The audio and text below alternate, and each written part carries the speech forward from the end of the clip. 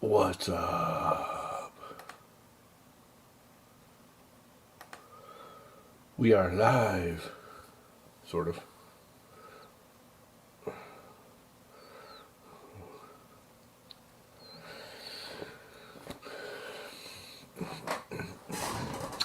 What's up? What is up, Mr. Buttram? No, actually, I'm first. You're just second. You're always second. I gotta get rid of this freaking monstrosity. Drives me nuts. Here, I gotta hide it. What's up, red light? How's life in the fast lane? Is this thing actually set up? Yes, it is. Sound preferences. Now, you guys can actually hear me now, right? I know people were complaining they couldn't. The minute I turn these things on, for some reason the mic gets quieter. Input. Audio device. Yep. That's the right one. That would be that puppy right there. Anyway, I can hear you now, you poor bastard. So anyway, I gotta bring my chair back up because that feels weird.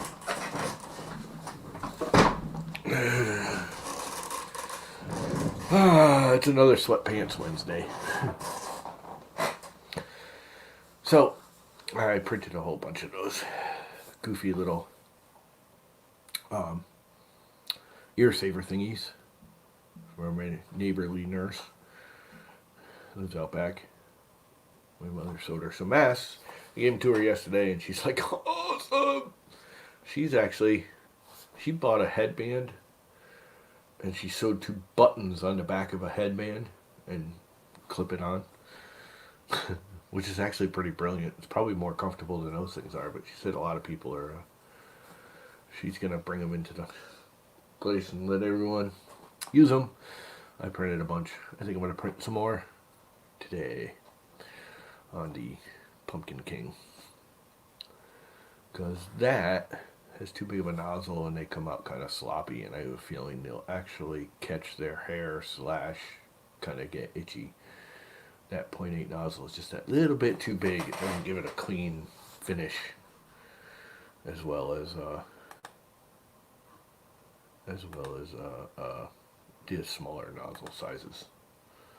If that makes sense. And so, yeah. If anyone wants to jump in,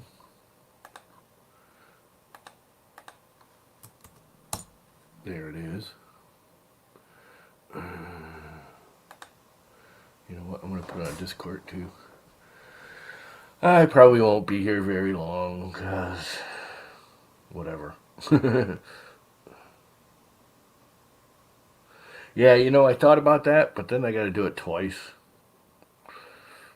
Because I'm doing the little stupid faces and stuff on them, plus it's multiple. And it just doesn't. It's just not as clean. If I print one by itself, it's fine. The minute it starts traveling to the next one over, I get all the hairs and strings, and I can do the sequential printing, but the way sequential printing set up, it blocks.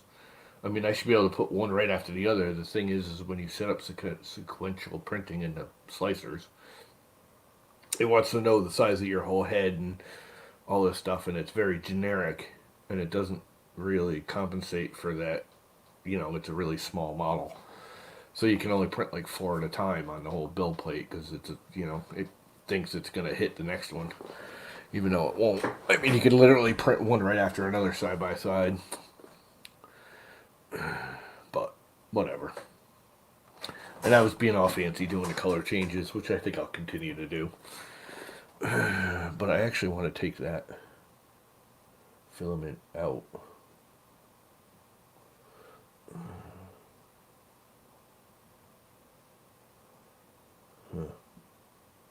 And I have to do the change of. I'm going to do that now, actually. In a second.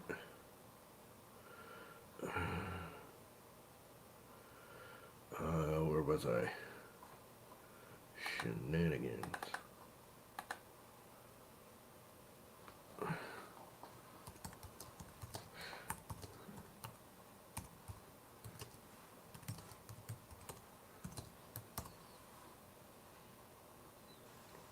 I gotta figure out why this frickin' space bar is not working. My typing is bad enough as it is. I don't need one where the frickin' space bar isn't. I gotta get a new keyboard, I guess. It automatically purges between colors.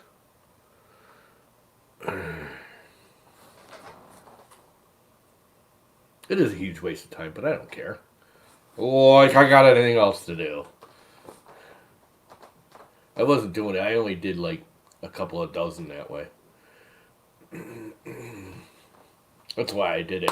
It's just, I actually did it because that stupid orange I was fighting with yesterday finally started blocking up bad. I think I'm just gonna throw the roll out. Actually, if I put that orange in the big nozzle, I think it'll work.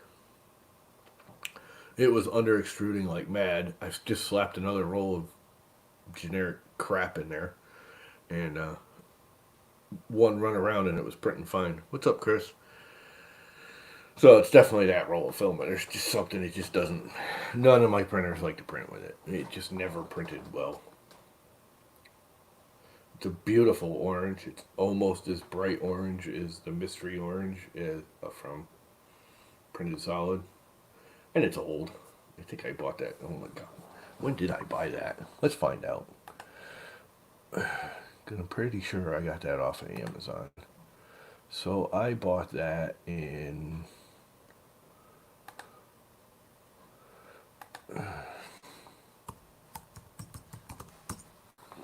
Here, I'll even let you guys see it. Share screen, share entire screen, share, orders, filament. It's going to be way back here on the last page because that was one of the first ones I ordered. So it's after that, so maybe it is too. I ordered that, there it is right there, in October 9th, 2017. So it's what, 3 years old, 2.5 years old.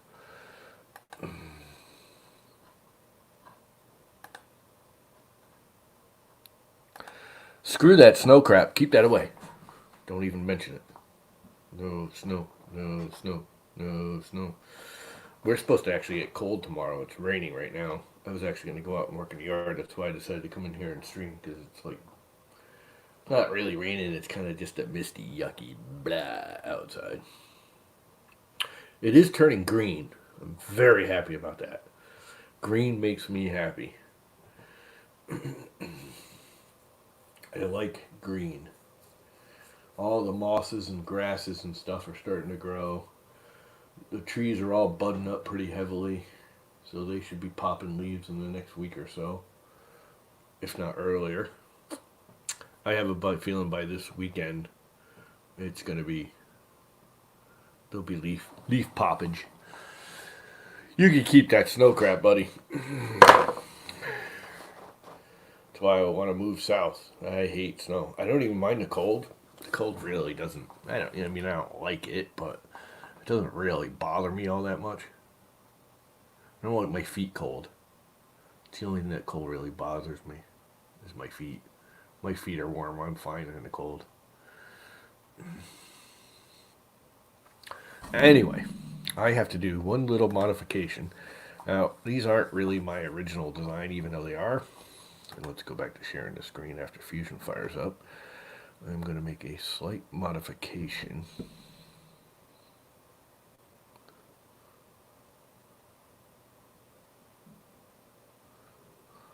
Yes, I would say that, Mr. Butcher. Douchebag. So how many of you guys watched Tim on TH3D bust everyone's chops? And how many of you noticed that I sent him a picture of his own office and made him critique and bust on his own office?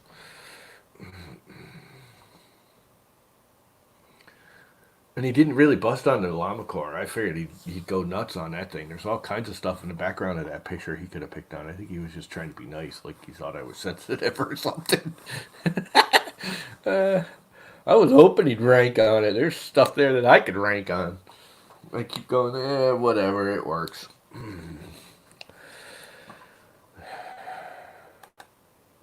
It just works. No, I didn't get the reference. Did I miss something? I didn't watch it all. I kind of bounced in and out. I mean, people were just sending pretty pictures, and it's just no fun. It needs to be a pigsty. Some of his comments were pretty funny. Yeah, it is, but it's what he's good at. I mean, come on, it's Tim.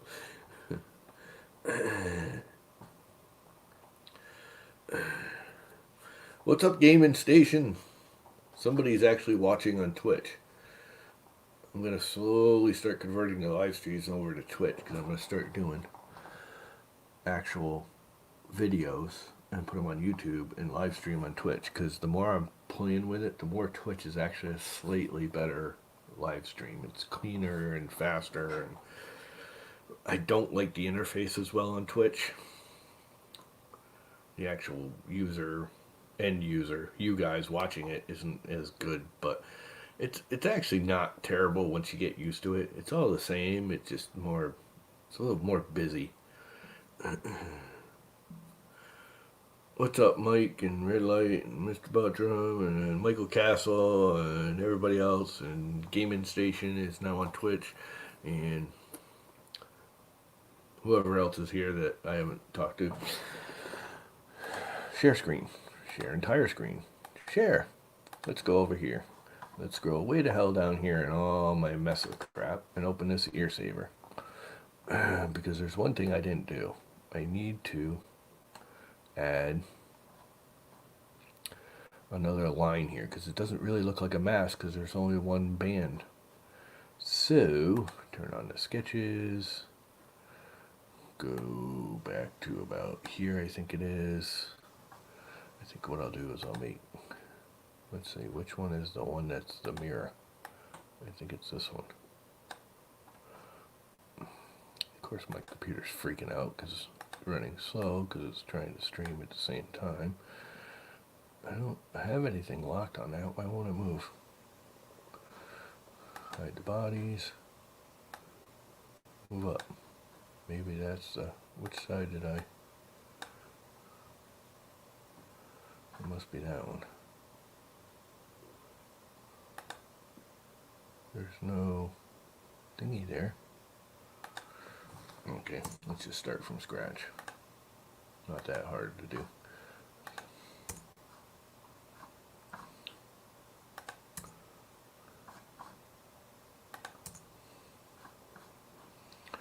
And we will get rid of that one too. And we will, come on. Everything's slow and draggy because, oh, I know why it wasn't allowing me. I wasn't actually in the sketch, dumbass. There we go. Oh, it's locked. This thing. Get rid of that. Delete. Oh, I should be able to move this independently. Yep. Put that there. Let's offset it. I want to go this way. Let's go point. Let's see, nozzle's 0.6, so I want to go like 1.2, 1.2, negative, return. If I bring that actually up there, like so, then I can stretch that out to there. And then I'll draw another one right here somewhere. Go up there. And then draw this one here and go up to there. And escape it. And let's see, what do I want? Parallel this one and this one. Sure, why not?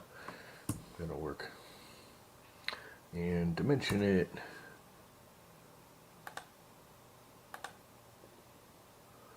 And make it, let's see what 1.2 looks like there. I don't know, what do you guys think? I think that'll work.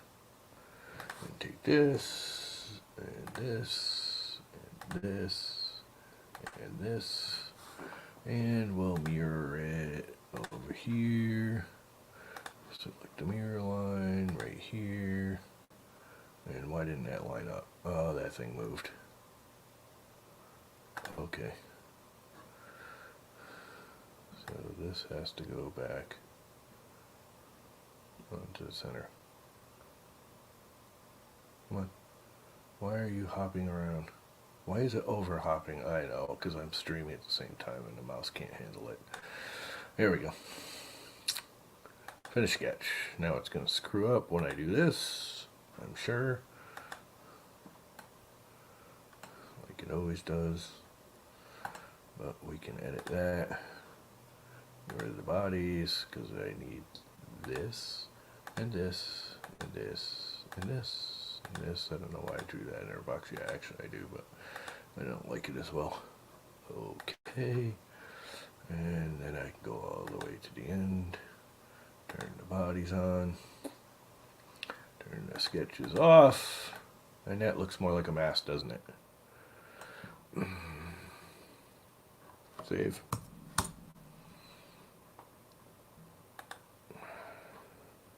Good morning, Jimmy.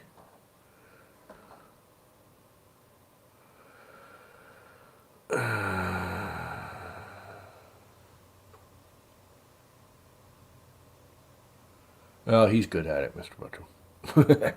He's good at busting other people. He does it a lot. What's up, Don? And Joe. What is up, Mr. Joe Paddock? Anybody want to jump in? You are more than welcome to jump in. Anybody who wants to, unless you're a creep. You become a creep, I'll ban you forever. No. I'm a creep. I'd have to ban myself. So, back to Fusion. No, I know, but the one thing I will give him is, even though he rants a lot, he always tries to do what's right, if that makes sense. He does. He is a little overly aggressive, but he usually does it under the right intentions. Does that make sense? Bodies, let's make sure. Of course it did. I don't know why it's doing that all of a sudden. But whenever I edit this, watch, it says new body. And I make a join, and everything's fine again. But if I edit it, which chamfer is this? I don't know. Don't need it. Delete. Don't need a chamfer anywhere. I don't remember chamfering anything. Now this isn't, I mean, it is my own design, but I basically stole all these ideas. This is the one that basically an almost direct copy of the one Jordan's doing. It's a little different. I made the nubs. It's more designed for my printers, so they don't do a lot of zigzaggy printing, which is why I designed my own, and the only reason I did it. Save STL. Air Saver 3. Save. Do another save here, because it's going to want to. And then I can actually quit it in a minute, because that's the one thing about frickin' Fusion is it sucks for that. And I gotta go over here on my little printer and go down to change filament, PLA. Actually, let's go with PTG. I have found doing this that my whole issue with Hemera here is the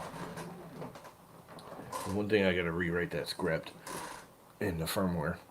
If I use the firmwares off the screen, change filament script, I don't get the cloggy thing.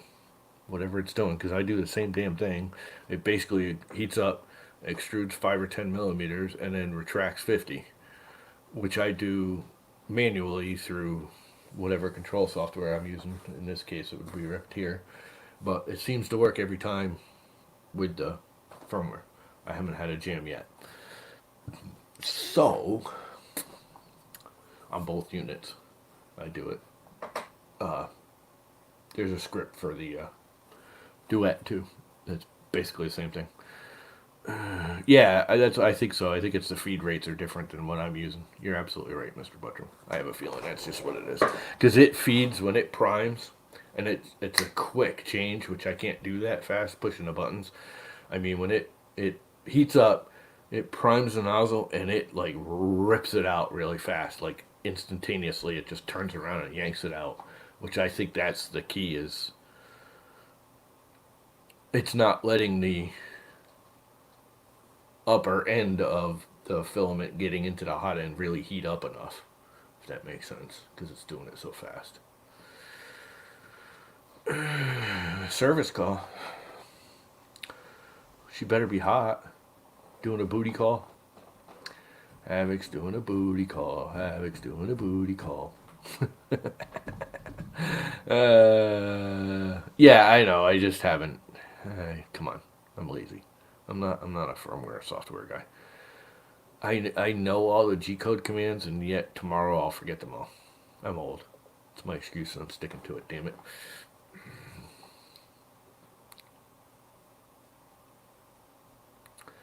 Yes, I know how to do it, Mr. Buttram. I just don't do it because I'm a dumbass. Okay? Just let me be a dumbass. Crap. Let's see. We're in the llama car. That's the other thing I love about this. That's how fast it takes to switch printers. It was that easy. Unlike Cura or any other ones. And I don't know why this is not coming through correctly. There are 2 non-manifold edges, which is really new. But it's fixed. And duplicate. And I want like 5. That's all I'll do for now. And then I want to look at the top view. And zoom in. And grab that one. And hit that. And let's see.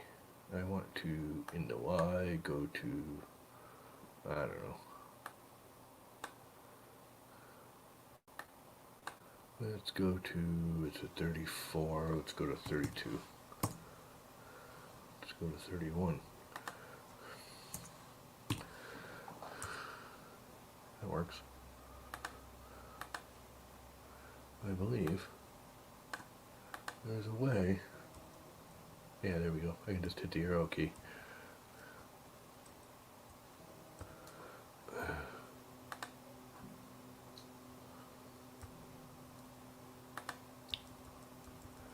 And that will bring that down. Click on this one. My filament's changed.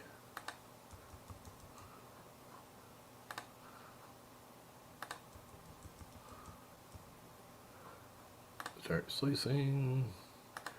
Frown base. PLA. And look, it pulls right out every time. Don't mind me. Not that you guys can see it. Because I got the screen sharing on, but the filament's out. Not an issue. Let's preview it and make sure I didn't screw anything up. Looks alright. Those look okay. Not perfect, but I'm over it. Good enough. I don't like the zigzaggy here. That's what I've been trying to get rid of. This is actually the one I designed for the other printer. So it's a little bit wider. Damn it. I don't care. They changed the widths on a lot of them to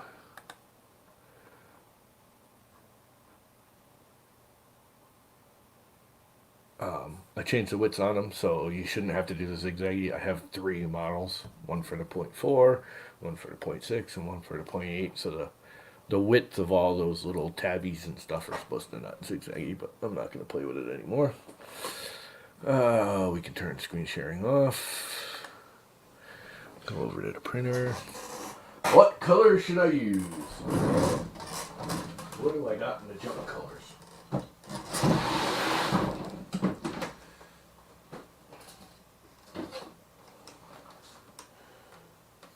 I have a boatload of old yellow. That's what I'm using. Yellow. Ready for this? I still have a lot of this stuff. Maker Geeks Raptor Series PLA in yellow. I have a lot of Maker Geeks left over. Like one of those whole bins is pretty much just Maker Geeks. Isn't that sad? That is actually kind of sad. It's very, very sad.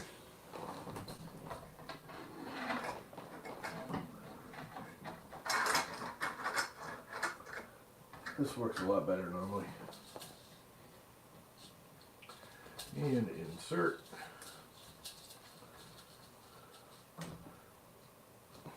And load. Nozzle heating up. Nozzle is heating up. And you dumbass, you freaking let the little tip go.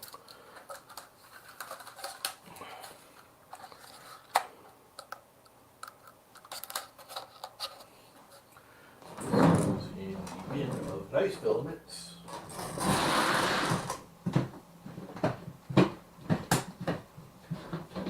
Down.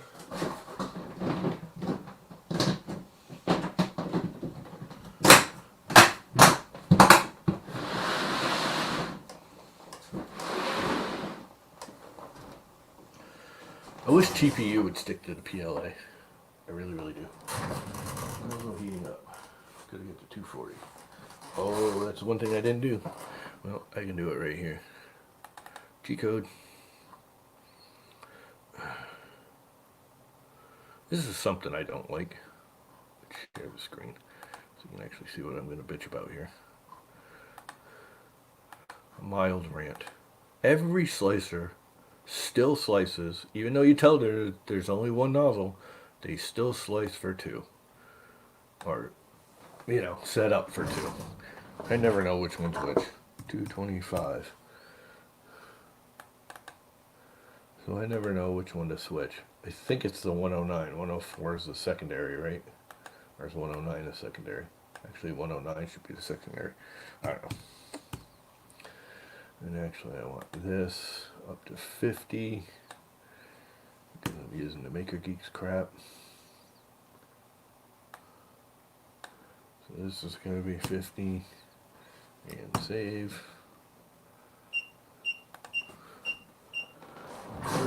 And press button. And she's sucking in filament.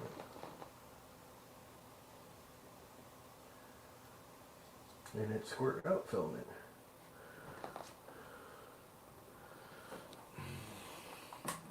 So all is good. All is now good. Let's see. What am I doing? Oh, yeah. I need this here thing. And I need this here thing. And then I need to upload this here thing. And then I gotta upload that there thing. So I should have been using the 4. Year Saver 4. Because that's actually the one I set up for this printer. But, oh well. And let's just print it. And this is what I really like about this Repetira over Octoprint. This is the number one reason I still use it, to be honest. When this starts showing the draw, it'll show the whole layer really dim, and then it'll highlight as the nozzle goes around. Unlike Octoprint that just does whatever at the time it's doing it. Does that make sense? Probably not, because I'm a dumbass. Oh.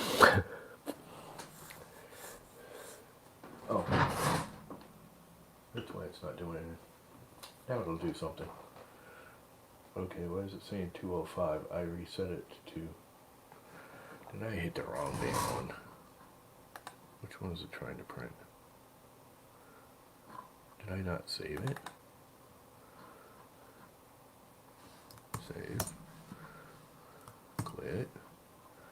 Right. Which one's it trying to print? Air Saver 4.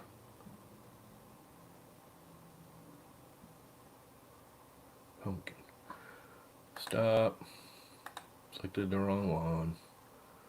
I want Air Saver 3. That's the one I just made, huh? Yep. Print that one. Which it won't override until everything heats up and resets. Which means it's easier to just kill the power. Let's start over.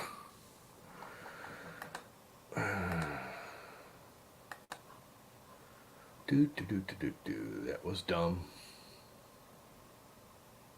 Yeah. And Octoprint, the lines aren't. The other thing is Repetier is very much closer to what the actual nozzle is doing, the head is doing. Octoprint seems to jump way ahead and like draw this big long segment, and then the nozzle kind of follows behind it like a second later. Repetier seems to be a little bit closer. Yep, if all else fails, reboot it. Exactly. I mean, I can get it around it. It's just, I found it's faster with both Octoprint and Repetier to just shut it off and reset it. And I can just hit that because Repetier has whatever, save and repeat or whatever. Okay, maybe not. Is it trying to print? Nope. I guess it didn't. There we go. There's the one from today, right? Yep. Don't need that one anymore. Don't need that one anymore.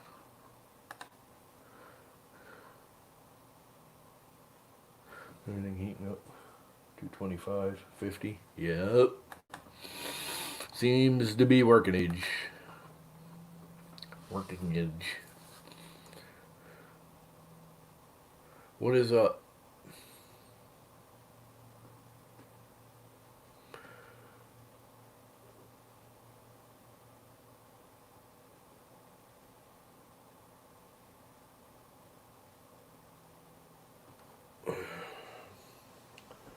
Let's see how this old ass Maker Geeks yellow prints. That stuff's old too. That's older than that orange crap. I should send that orange crap off to off to Tim and let him play Shields with it and see if he can print it. I'm glad I can be heard again. Yeah, I don't know why it did that. It's really weird. I reset the whole audio system. I think it's because when I start these headphones, it kicks it down for some stupid reason. It should kick it up. What is it set at? I believe it's maxed out now. Yeah, it is. And this is maxed out too. I remember when I first got this, everyone was bitching it was too loud, and they had to turn it down like 3/4 of the way on the actual mic, or else it would clip, break down. Ah, boy. I gotta shave. I'm off Scriffy. Warming up. The nozzle is hot. The bed is almost hot. Please don't shut it off. This bed takes so long to heat up. And then it does the whole heating failed and the thing freaks out and starts chirping, and because it takes so damn long for this bed to heat up. What a piece of crap.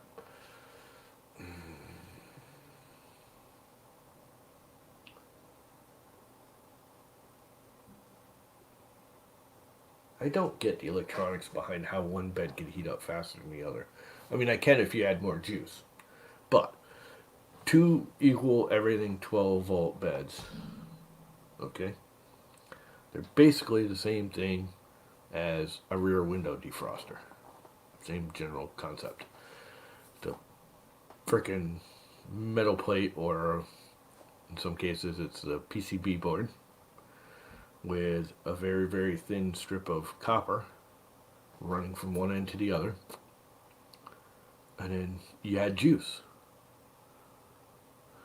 So as long as the motherboard is adding the same amount of juice, why does one heat up faster than the other? The only thing I can think of is the actual thickness of the traces are thicker on the one that heats up faster. I don't know.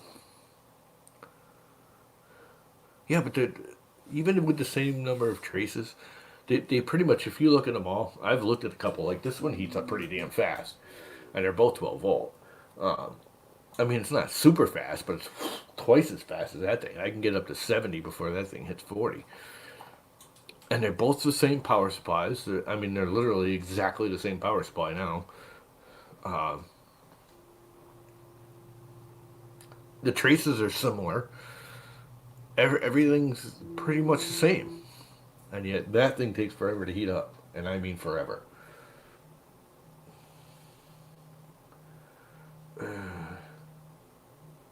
I think I bent the heat break on that just slightly too.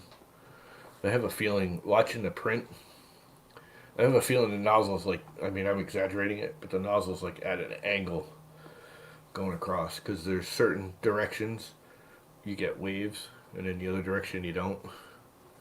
I have a feeling I bent the heat break just a little bit. It's hard to, and you can't really tell with that because it's such a weird shape.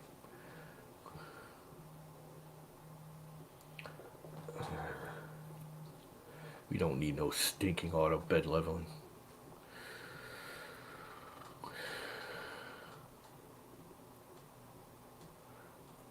Yeah, but it's yeah, there might be a different MOSFET, but it doesn't matter what board I've had. I've had like 3 boards on that thing now, and it still takes forever.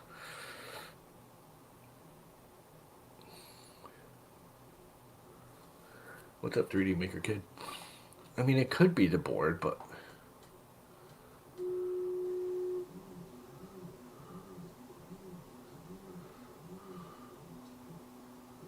I mean the ANET. That's an an ANET bed. They're notorious for being super slow, even when I mean other people have changed beds and boards and put all kinds of stuff on them, and it's just notoriously slow to heat up. Put a fire under it. It's about all it's worth, actually. That's the next major thing that's got to be replaced, because that's the only thing still really original is the bed. Both the bed carriage and the bed itself are still the original ANET, and that bed carriage is number one piece of crap. I just haven't. I got to do the bed and the heat bed at the same time because, of course, ANET had to have a different screw pattern than everybody else. So if I change the bed carriage, I have to change the heat bed at the same time. Or if I change the heat bed, I got to change the heat carriage, the bed carriage, because the bolts won't match. Screws.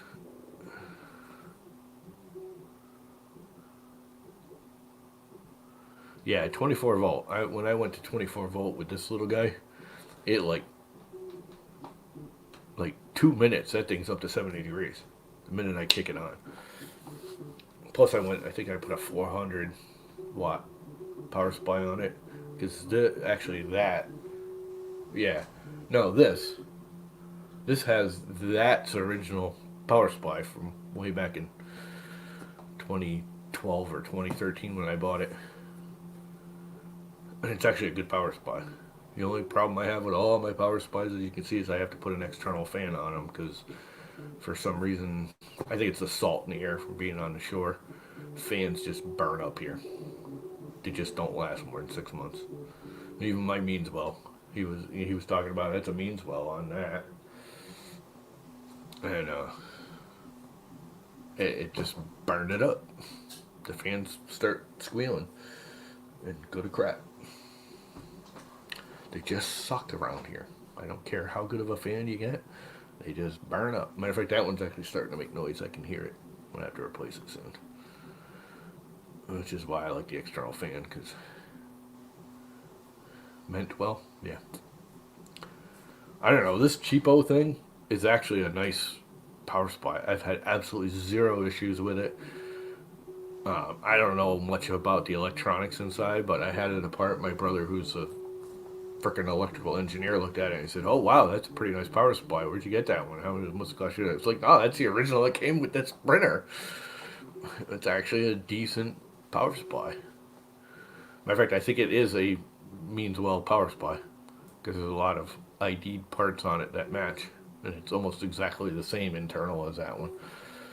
I mean, not just the looks of it, even the actual ID on all the parts and the brand names and all that. And my brother was here comparing. He says, "I think that's even it's a rebranded Meanswell or something along those lines, or someone copied it exactly because it's almost exactly the same thing, and it's run fine. Like I said, the only thing I've ever had problems with that power supply is the fan." What's up, Techie Jesus? What's up, CNX? No coffee today. My coffee pot is getting vinegared. Or got vinegared. So I had my 1 cup of Joe this morning. And, hey, Sean. And, it's getting cycled with vinegar and water to clean it out because it hasn't been cleaned. No, that's just apple, cherry, berry, no name brand juice, flavored sugar water. I love how they say it's all natural because it's, it says big all natural sugar. And that's another thing. Sugar is not all natural. Sugar is one of the most processed foods we eat. I mean, think about it. It used to be grass. Sugar cane's a grass. It was a stick of grass. And then all of a sudden now it's white, powder, crystally stuff. Talk about processed. You need a project to work on. Sure. Build yourself an airplane. 3D print an airplane. I really want to do one of those, but I can't. I can fly my quadcopters, airplanes. I can't fly around here unless I go all the way up into Salem, which it's not that far, but they're like regulated and all that, which is fine. I get it. No, I know there's natural sugars, but they put sugar in this. I guarantee it. I can't call it all natural. That's way too sweet to be naturally that sweet. Some of it comes from beets. That's that fake sugar. Real sugar does not come from beets. It comes from sugar cane. There are beet. That Truvia crap comes from beets and carrots and vegetables. Right? Yeah. I don't know. It's all the same crap. It's highly processed vegetables and grass. But it is highly processed. There's nothing natural about sugar. You should not be calling sugar all natural. Corn syrup is more natural than sugar is.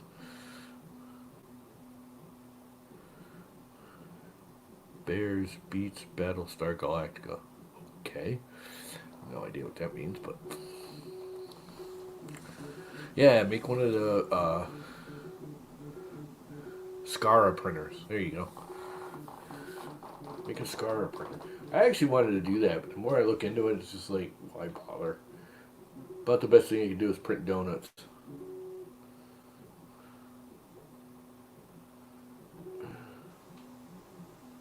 What I'd really like to see is like a dual color.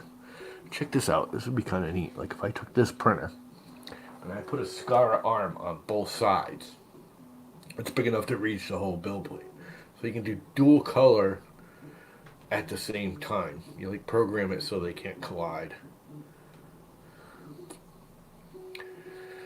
Yeah, I got the name right. Record that, Mr. Buttram, because it's one of the very seldom times I ever get a name right. So record that in history. Llama's Flubber name history. See, I can't even say the right name of that. Anyway, if I had 2 Scaras on a big box frame like that, at like a 500 build plate, and two scars that would just like dual color print. I think that would be freaking the bomb. That's the future. Not. I just think that would be cool. Ah, boy. I really figured he'd rip into this printer more. There's a lot wrong with it. Which is why I've never released it. I'm never going to release it because it's just not worth anyone ever even attempting to build it. Because if you don't know how to fix all of my errors, it's not going to run. Because I made a lot of errors. Learned a lot. I've actually been thinking about tearing it down and starting from scratch again, but it's just like, oh, too much work. And it does print pretty well now that I got it all set up.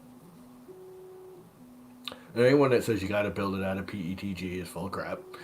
That's all PLA. Every single piece of it.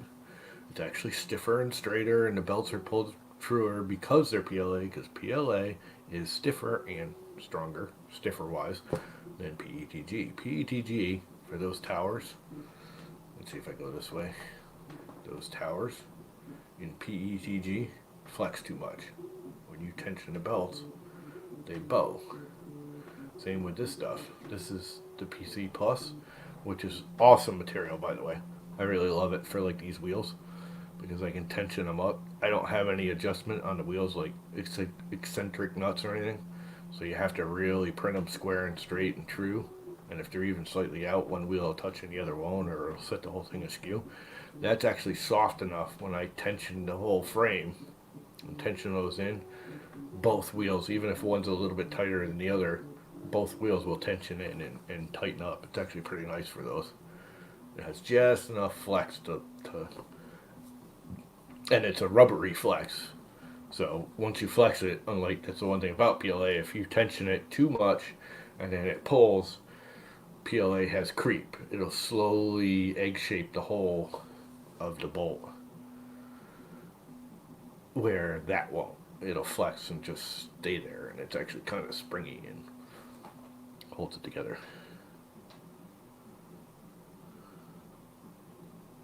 Yeah, PLA is stronger in holding power. It has two major disadvantages. Temperature. I'm constantly concerned. I'm always going over here touching these motors on the X and Y because they get warm on occasion. If I get it running really fast, they'll get warm, and then there'll be an issue. Those get hot, that will be an issue. And creep. PLA creeps over time.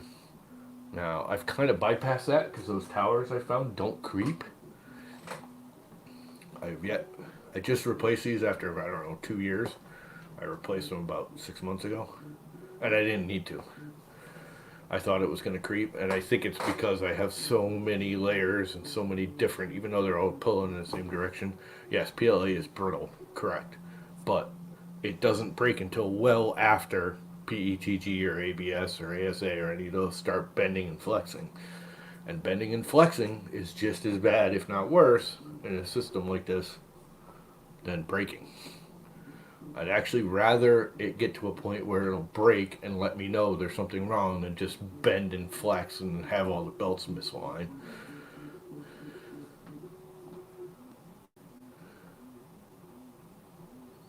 Is it just me, or does the E3 DV6 heatsink look like a small Stanley Cup?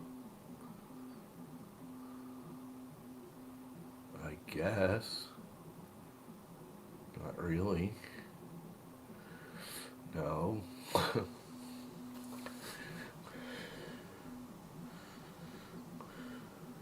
Stanley Cup looks like a cup. It's kind of straight.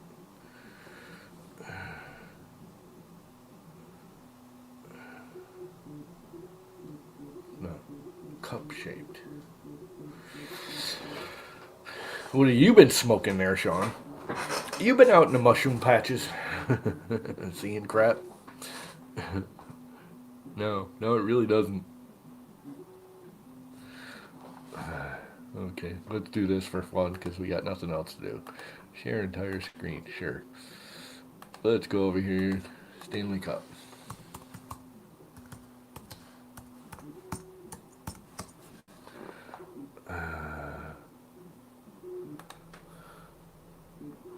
You know, now that he says that, and you look at it, it kind of does, I guess. I mean, not really, but you know, here's the heat sink, and here's the mount, and the top of the mount where you screw in your. Yeah, no, not really. I mean, I guess if you smoke enough pot or take some mushrooms.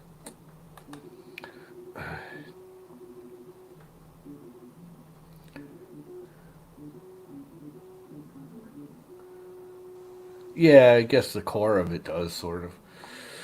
I mean, yeah, well, sure, sure.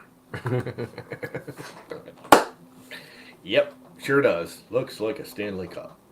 I'm gonna let you have that one. Anyway, what time is it? A little after 9. Oh, it failed printing. It's just dragging around the nozzle.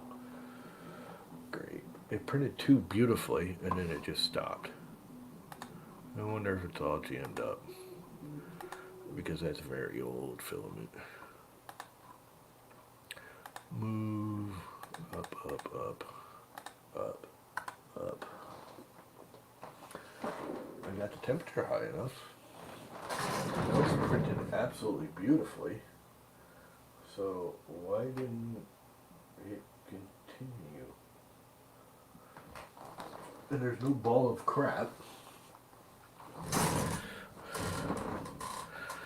Extruder. Extrude a boatload.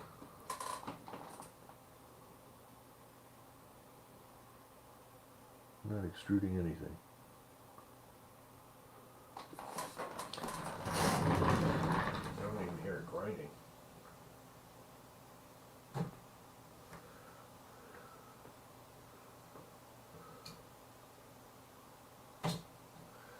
Oh, give me a break.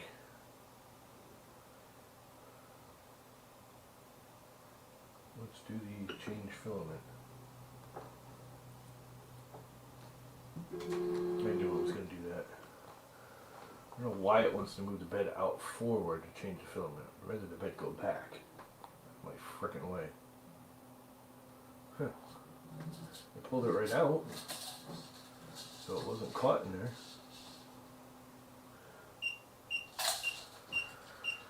Oh, yeah, piece of crap.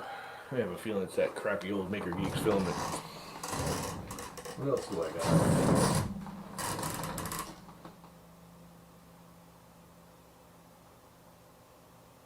I don't really have much left that I want to just get rid of. Except for the old Maker Geeks crap.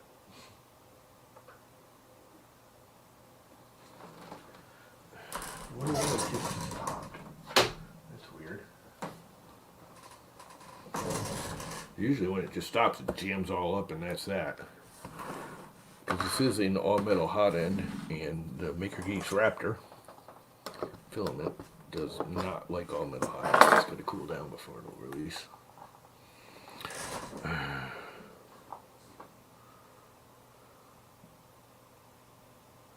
Looks more like a Stanley Cup than a Stanley knife. Well, yeah, there's that.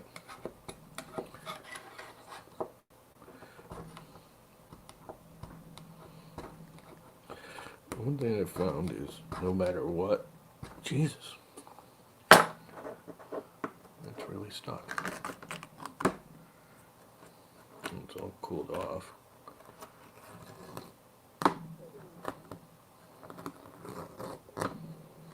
I think that nano adhesive stuff is a little too strong. I don't know if I like it or not. Can't get anything off with it.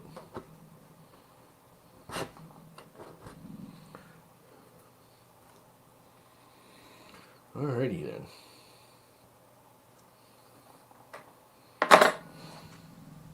Let's pretty cool.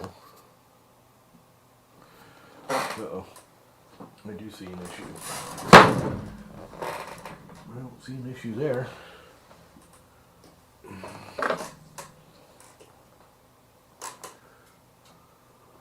Nope. There's no leakage.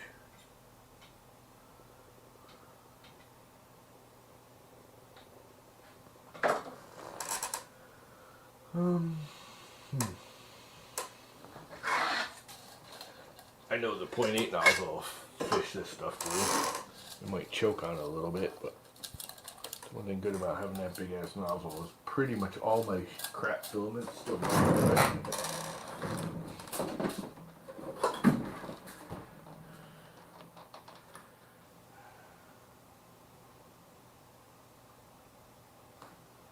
I got some semi-transparent Snow Labs. That's all, I never tied it off or broke her.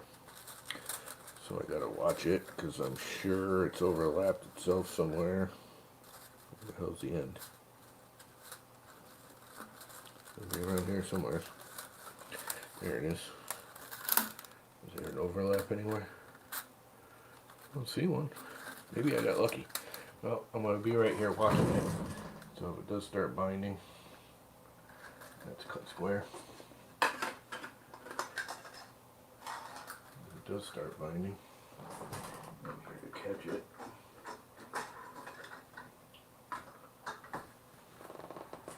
Let's leave some of this in there, because this stuff burns hot anyway, so I can just keep it. There it is. At the high temperature. Wait for the nozzle to heat up. Well, why didn't you just keep the damn nozzle warm the whole time?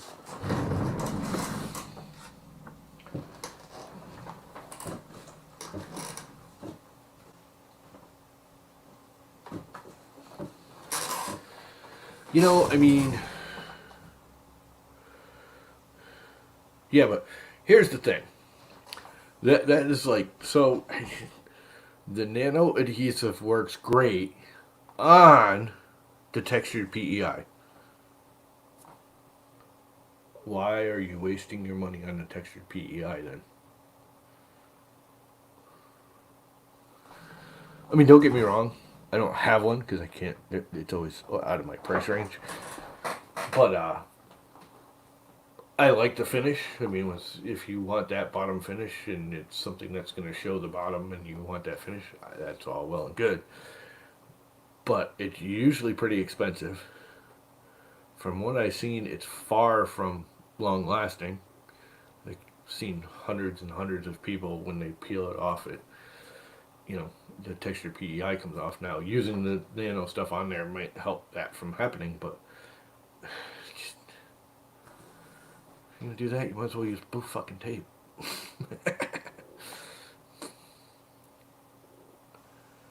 I don't get it. I mean, I like the texture, don't get me wrong. I would love to have one just because there's sometimes I want that bottom texture. But I don't get what why you have to take a rather expensive plate that's built so you have to, and then you have to add more stuff to it. Why don't you just use regular PEI on its own or with a nano and save $10? I mean, I don't know.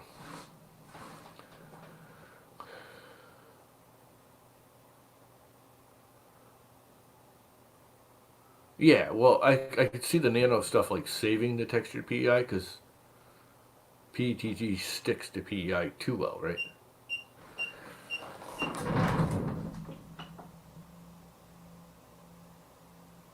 Nozzle heating. You just said it was hot, you dumbass.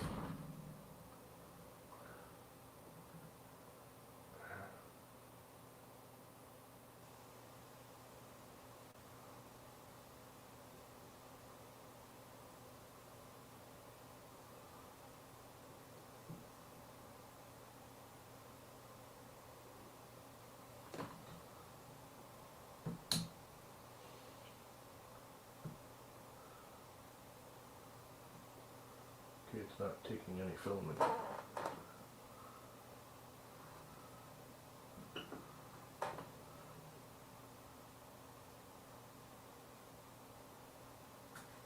This thing is getting fucking annoying.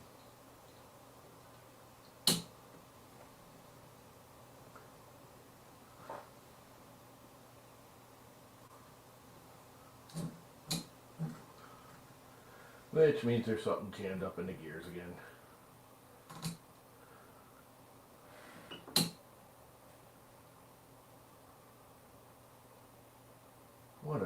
This whole dual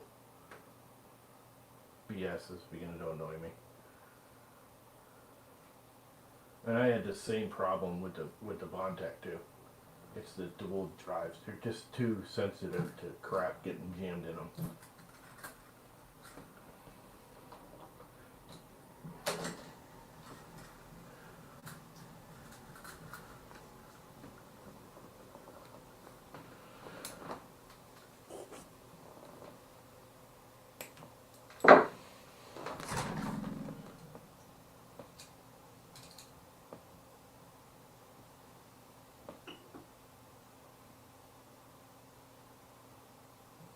Whatever it was cleared out, at least for now.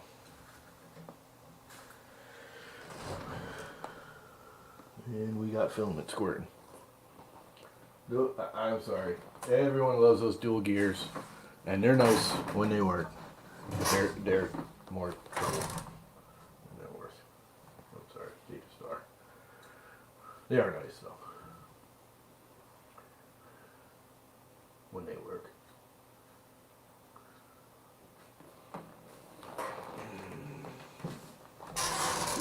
Because it's not just an error. My Bondtech had the same issue when it would get crap stuck in it.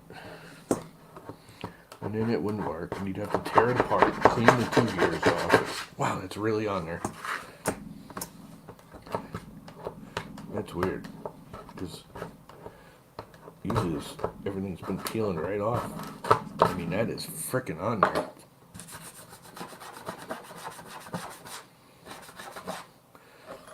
Everything was peeling off with that Vision Miner stuff. And that is not coming off of there without damaging it. Well, that's not good.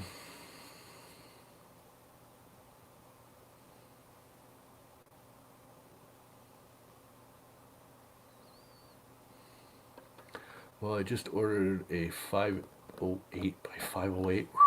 That's a big ass plate. It's got nothing to do with the ABL. Don't need ABL. ABL is a fix for those that are too lazy to properly level their beds. If you have a flat surface to print on,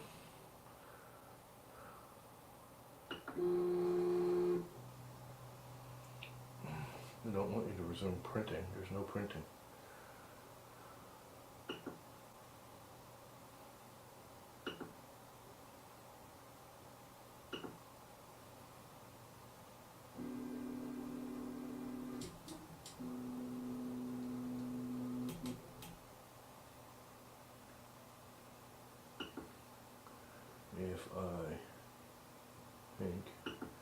If I heat the bed up, I can pop that off. Let's see if this thing will get to 60 without squeaking.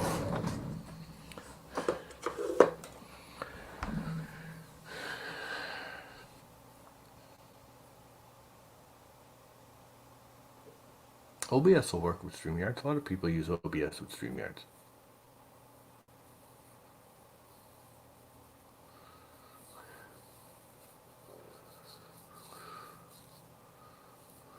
Why isn't OBS working for you with StreamYard?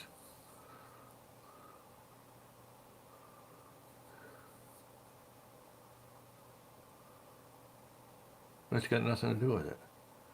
The ABL is a crutch. Sorry. Bed leveling, auto bed leveling is a crutch. Level your bed properly, get everything, your gantry and everything square and straight to each other. You don't need ABL. Even on that big of a build plate. That's about the max. I mean, anything over like a 300, I would probably do ABL because it's just more of a pain in the butt to level the bed. But up to about 300 millimeters, you can level it manually and get it flat to the point where you'll never need ABL. It's got nothing to do with ABL Your ABL can make it over, stick to it too. You're going to spend more time adjusting your ABL than I do adjusting this. That I can guarantee you.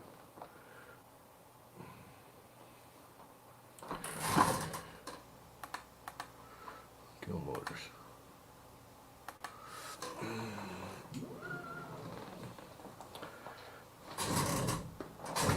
That Maker Geeks crap sticks to it too heavily anyways. Always did. But the nano stuff, I put the nano crap on there. And it was coming right off yesterday.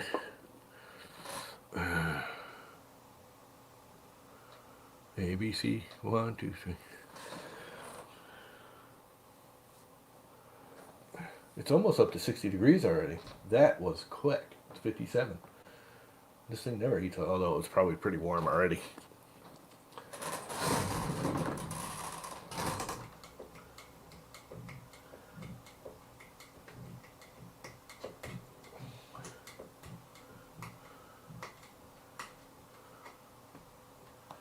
Now it's heating up. It's coming off.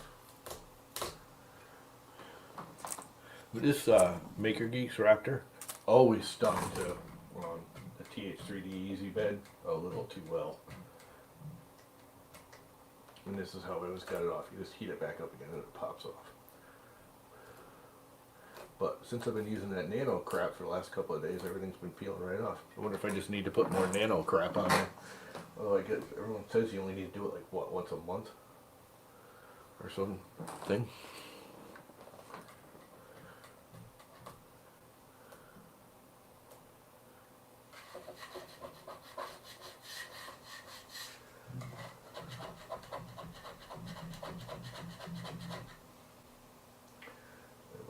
Nano coat this again.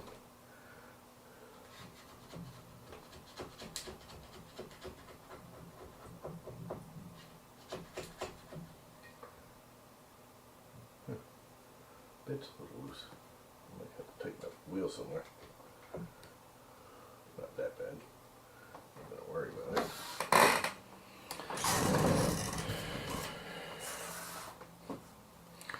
Easy mat. Sometimes it holds a little too well.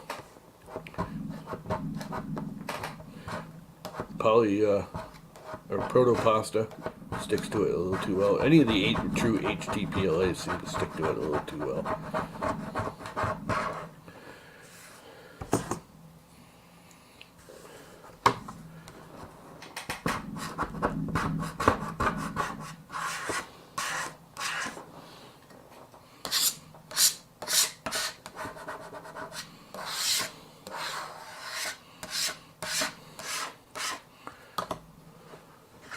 One last little piece.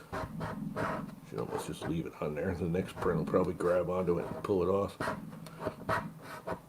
It's cooling off now. Let it warm back up. Get rid of all this garbage.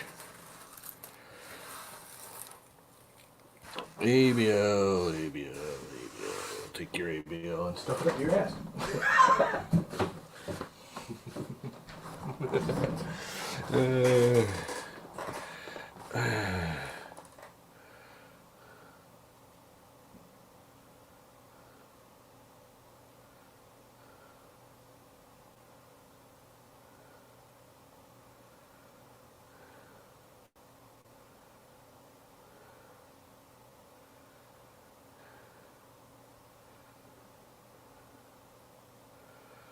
What are we coming on entering for? Only 2 entered.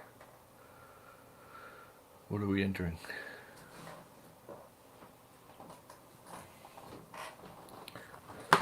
I missed something there in chat, I guess.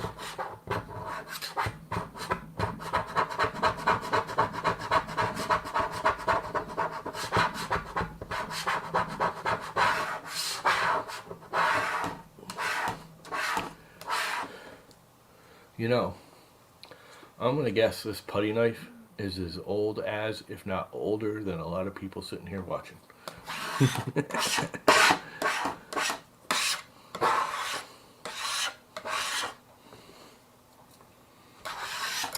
This is my very, very old Bondo knife. And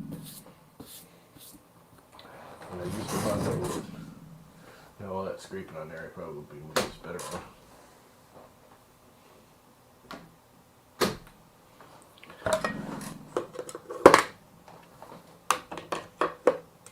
But I'm just going to let it go and see what happens.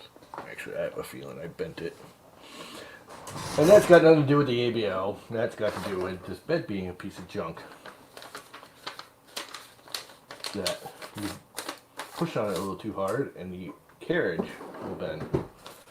So let's home it and find out what happens.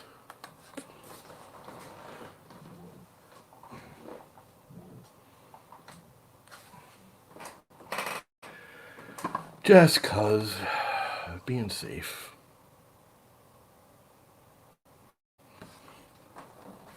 ABL is for lazy people that don't know how to properly level their bed. Okay, that's too tight.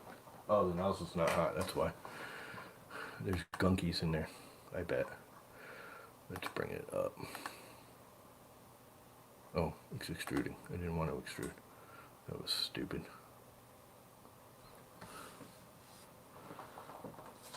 Let's get her warm.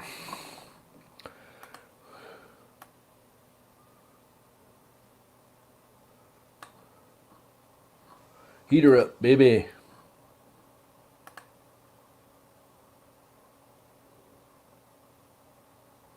Yeah, 500 by 800 bed.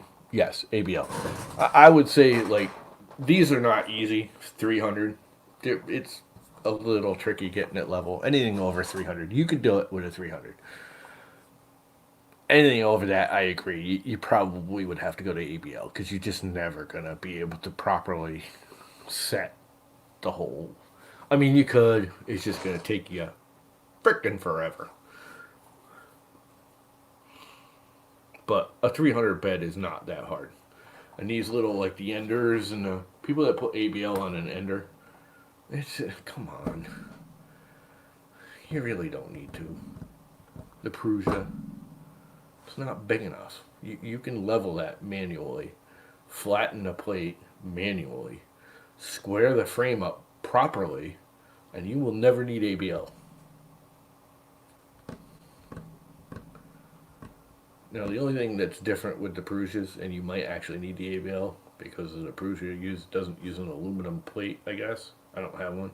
I always thought it was aluminum plate. From what I understand, it's an actual PCB board, is the actual bed. Then you'll need ABL because you'll never get that freaking thing to stay flat because those move constantly with heat changing.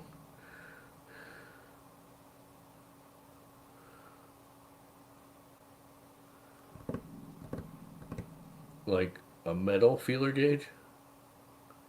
Here's the thing about feeler gauges. You really shouldn't use a feeler gauge on a brass nozzle if you're using brass. I don't use brass, but even the coatings on the steel ones, if you're using a regular like automotive point or spark plug feeler gauge, you're going to damage your nozzle.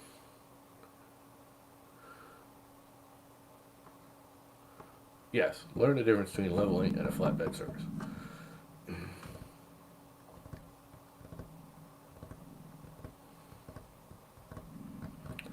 If it's that bad, I flatten it with my kneecap if it's metal. That one I had to flatten with my kneecap. That was bowl shape. And I literally took it and bent it over my kneecap and got it flat and then used blue tape.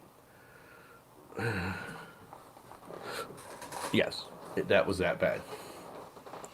Which is why, one of the many reasons that Glenn hated it so much. That, and it was originally, instead of I put it on 2020. It was originally on the 8mm rods that are like 600 millimeters long because it's the length of the bed, double the length of the bed, and they were bent. So as the bed went along, it went,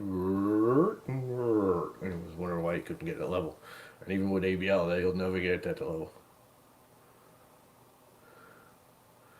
You should come flatten it with your hard head. I could do that. My head is hard enough.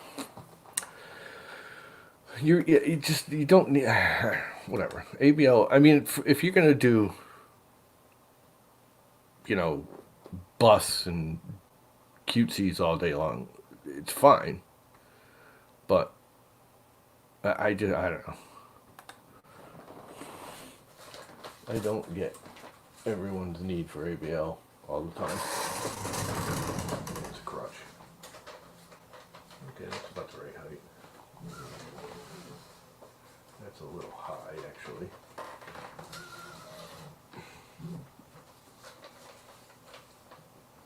That's a little tight. And that's about right.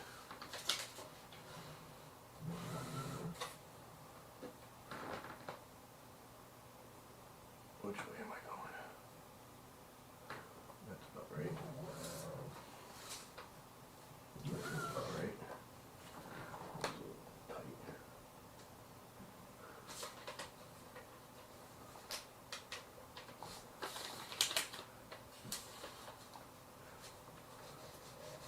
That's too loose now. Too tight. That's about right.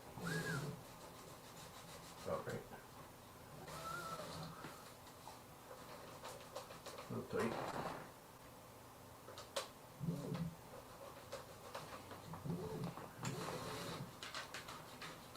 That's a little tight.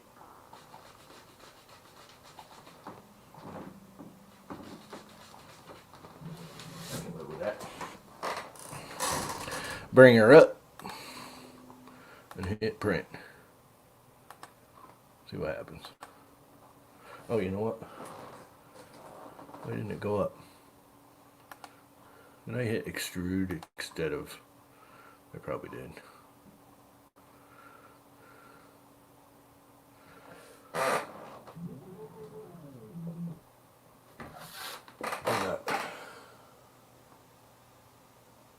Oh, maybe I don't.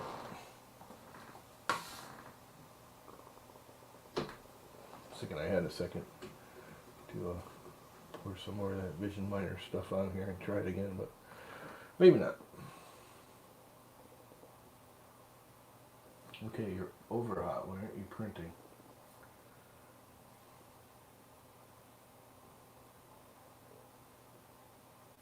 It says E heating, but E's actually cooling down. I don't know. Weird crap.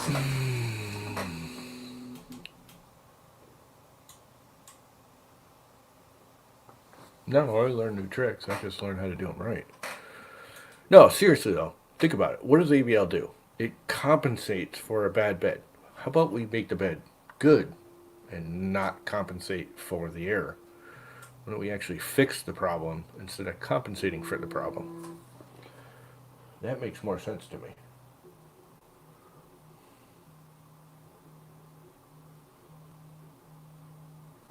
Can't see with that green on the blue. Seems to be printing. Yep, it's a little tight.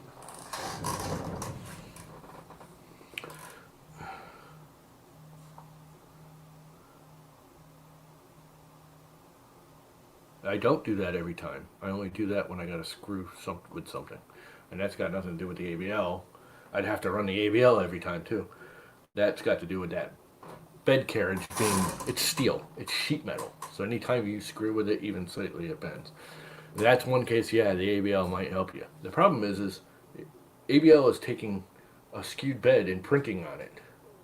So if you do mechanical stuff, if you're just printing busts and little bunnies and stuff like this, sure, ABL's fine. If you want to do mechanically correct structural parts, like that, you can't use ABL because it'll skew all that crap out. You'll get non-flat faces because it's compensating for the non-flat face. It's just printing non-flat on a non-flat face of the bed. So if you flatten the bed so you have a flat base and then trim your printer properly, you don't need ABL. And you like going, oh, you spent all that time to do all that. It takes just as long to set up, build, install the firmware, run ABL. I guarantee you, I've corrected for that bed less often than in time than you took to install an ABL on a printer like this, unless it was already on there.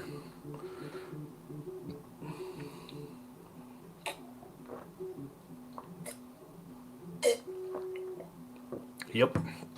And to get all your little parts together, you're sanding and finishing and yeah. Teach their own. I like mechanically correct. As close as I can get it mechanically correct from the beginning. I'd rather mechanically set it up and have it flat and correct and square than use some electronic gizmo to correct something I can correct myself.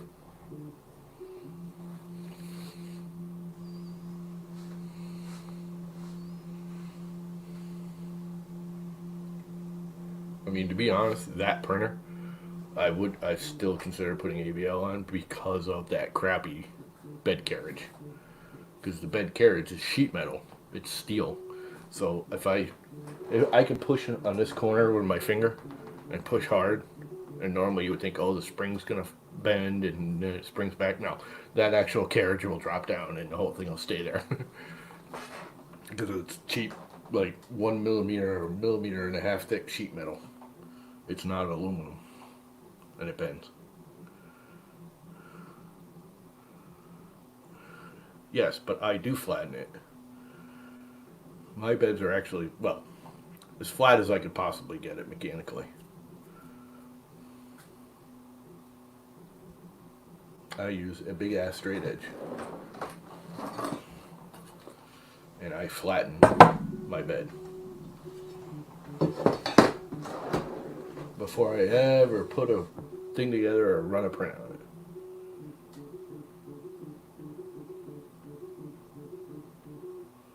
Yeah, angled belts are, that's a mathematical calculation that's easy to do. If you took basic high school math, junior high school math, you know it's absolutely true. I gotta finish that. I got the setup, I just never went through and plugged it in and ran it. Maybe I'll plug it in. Well, I was gonna do it when I build the hodgepodge.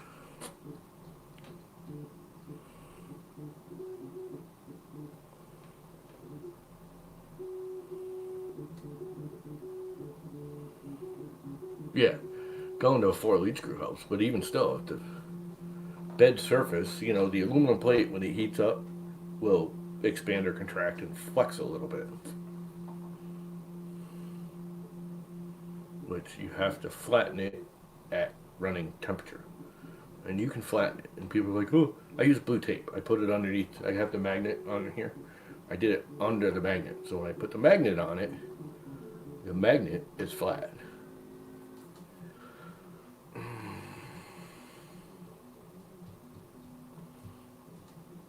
No, he's absolutely right.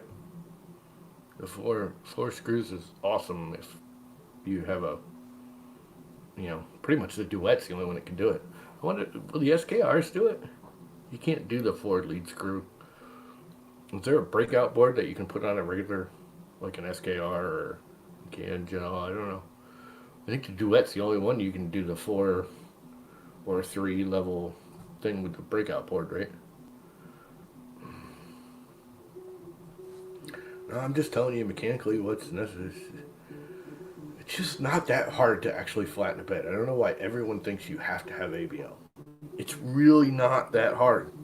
It takes a little bit of time and a little bit of effort, but I can flatten most beds in like 15 minutes.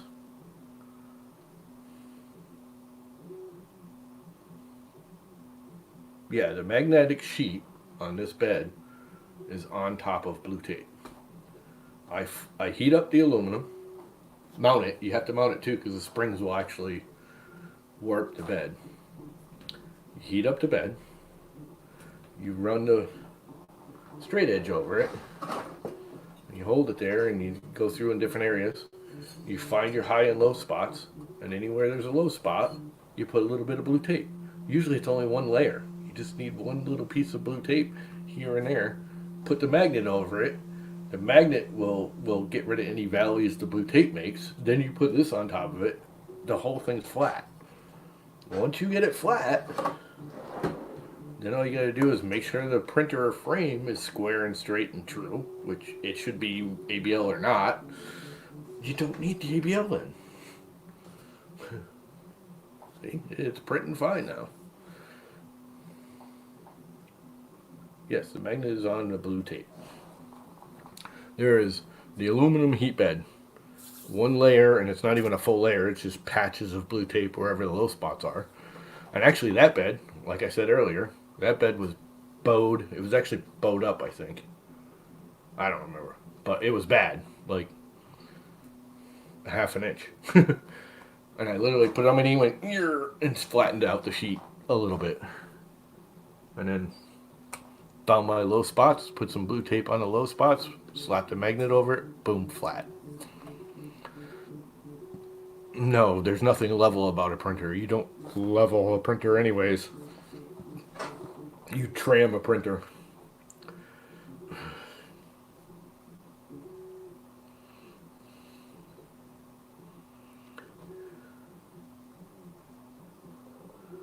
That's correct.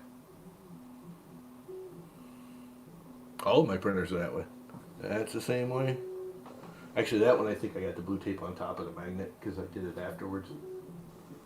It just needed one little square about that big in the middle. And this one's got it on top too, I think. Put it on top, I can't remember. It's on top.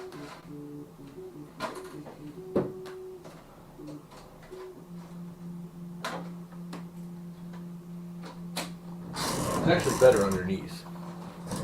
For one, it allows it if you ever need to change the magnet will come up easier because the blue tape adhesive is good, but it's not anywhere near like the 3M everyone uses on the magnets.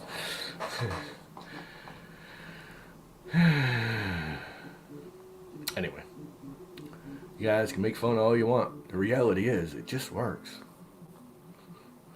and it just works.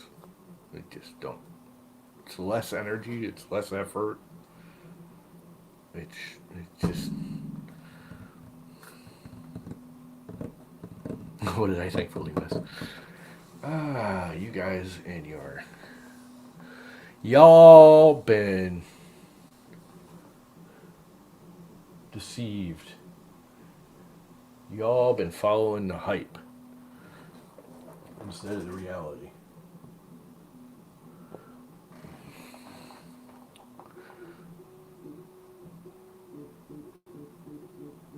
That's correct.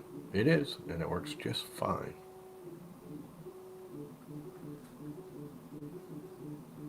Has been for, I don't know, what, about 6 months? Yeah, I think I've had that about a year now.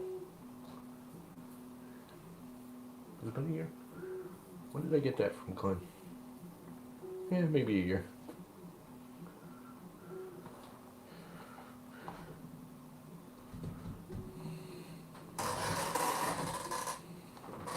This is not the whole thing. You gotta remember the blue tape is just little patches here and there.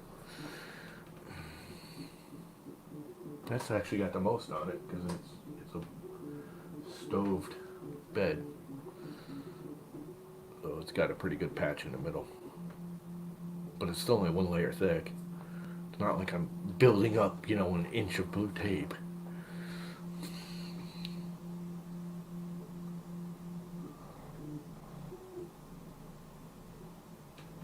That's just it. You can flatten it. You can get it darn near perfectly flat. I mean, you're never gonna get it. If I sat here and ran the meter over it, yeah, it would probably go up and down. Yeah, you could just use a raft. I hate rafts. Dodge, duck, dive, dodge. Whatever. See, y'all been taken in by the frickin' ABL Kool-Aid. It's not needed.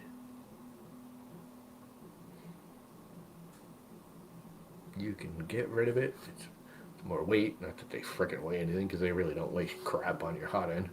but it's more electronics, it's more wiring, it's more firmware, it's more dragged down on the processor. Blah blah blah. Wine snivel bitch mode. You want to use it? Go right ahead. I like orange Kool-Aid too. I actually like cherry Kool-Aid a lot. Cherry and black raspberry Kool-Aid are good. I haven't had Kool-Aid since I was like a teenager.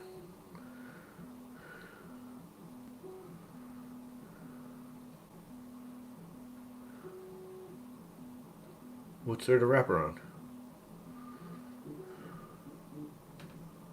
You're overthinking it. It doesn't hurt anything. Blue tape's adhesive, especially once you heat it up, it's just fine. If you need any more adhesive than that, the magnet on a flex plate is going to pull up anyways. And I don't mean the magnet, I mean the sheet, like it did when I printed on this thing with PC Plus, and there was cold air blowing on it. It'll pull the magnet, the flex sheet off the magnet long before it pulls the blue tape off the heat bed.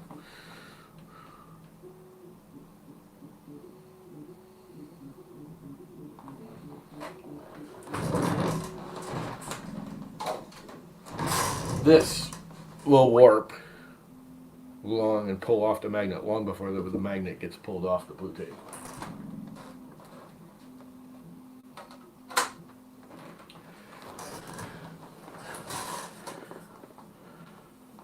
Don't you need LBL if pulley is lifting the carriage? What? Okay, now you're just being dumbasses. Printer pet hair everywhere.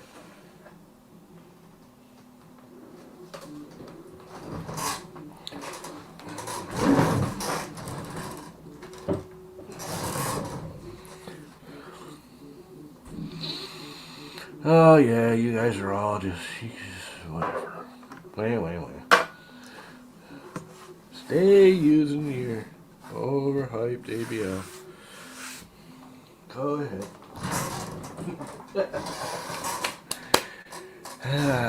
I love people who knock stuff before they try it, before they get a reality, before they understand the mechanics of it. Anyway, that was printing beautifully. No ABL needed.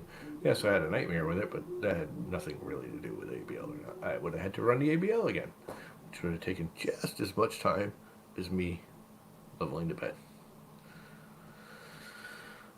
Trimming the bed, I should say. What is the average speed of an unladen European swallow? They never actually answer that, do they? I don't know. You know what?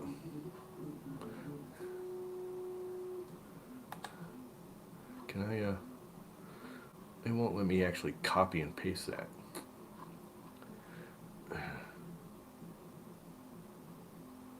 If the magnet sheet is not evenly magnetized, it will unflatten a level bed. Huh?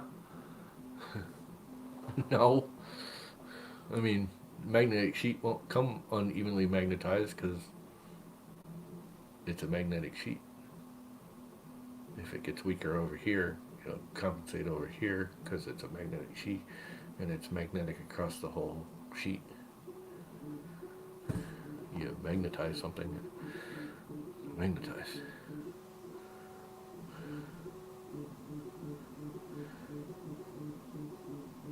I don't like our cheeky shenanigans. No, I don't like your. No.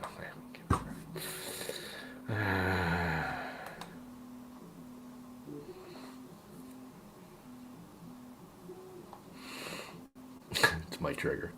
I just don't. I mean, I get ABL for certain cases, but everyone's like, "Oh, you have to have ABL." I mean, that's the thing now, especially like if you go on Facebook, everyone's like, "Oh, ABL will fix everything." You know what? Fix the printer before you go and say you need ABL. You just don't, especially on like these little printers, these little inky dinky bitty things that you don't even have to flatten the bed because the damn thing's so small. I don't know. I know you are. Busting your balls right back. It's fun. Really kind of wasted that awesome alien kind of green. Oh well, the nurses will get a kick out of it being alien, transparent green. It's not alien. I shouldn't call it alien. I call it. It's not aliens green. It's Snow Labs green. It's just an alien-y kind of radioactive-y kind of day glowy green.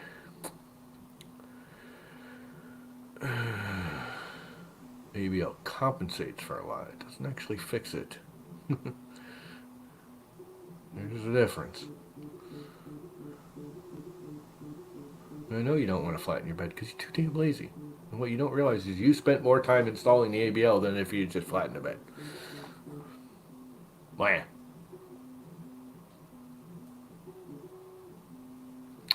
Yes, ABL is the way to go on all printers, Joe. That's it.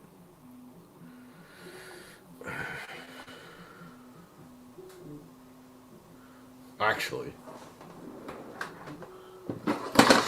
if you're going to level a printer, you need a bubble.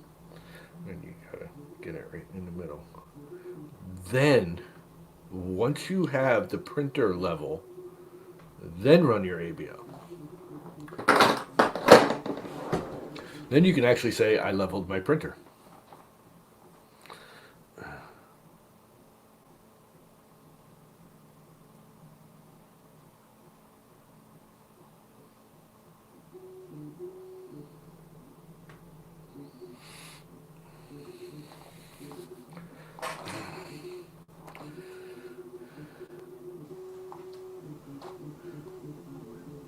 How's the old fail core going there, Lightspeed? Is it going to be a run core instead of a fail core anytime soon?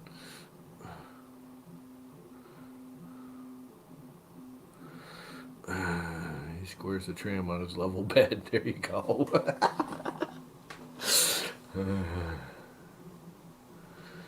What's the time frame? Do you got all the parts? I know you were waiting for parts. Anybody want to jump in here?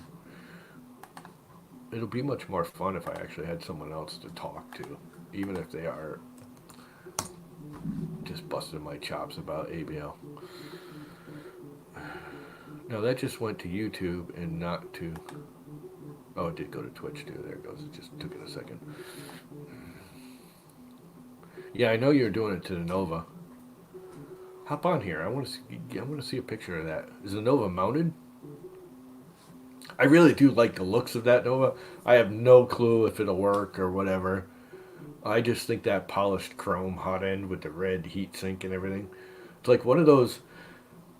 The only problem I have with that is like once you mount it and everything, all the pretty stuff pretty much gets hidden. It's all buried under fans and mounts and stuff.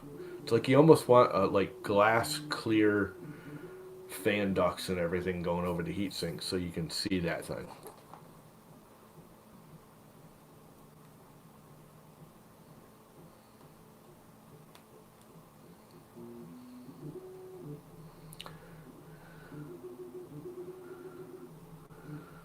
Hop in here. We want to see it. I know you can handle it. Do it with your little phone or your tablet so you can walk over and hold it to the printer.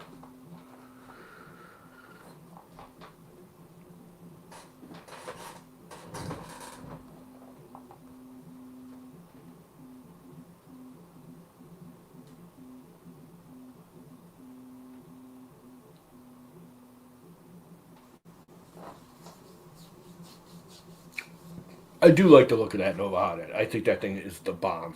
I think it just looks awesome.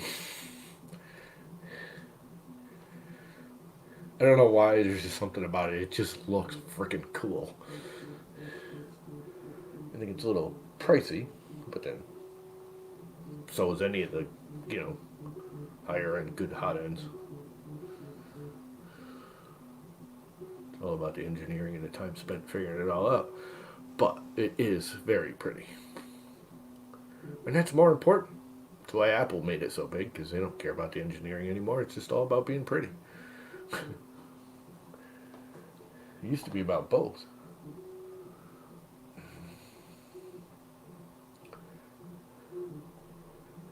you guys are probably gonna freak because probably in the next month I'm gonna get a Windows machine.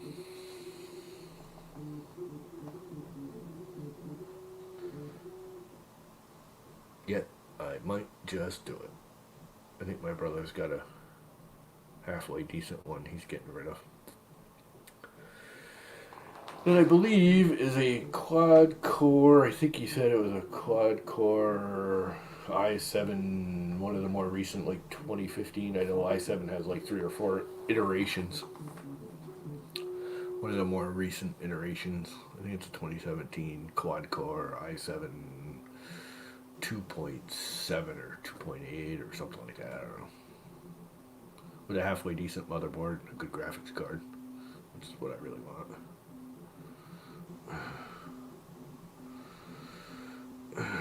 I will print my carriage and end plates for the carbon tube carriage stepper soon.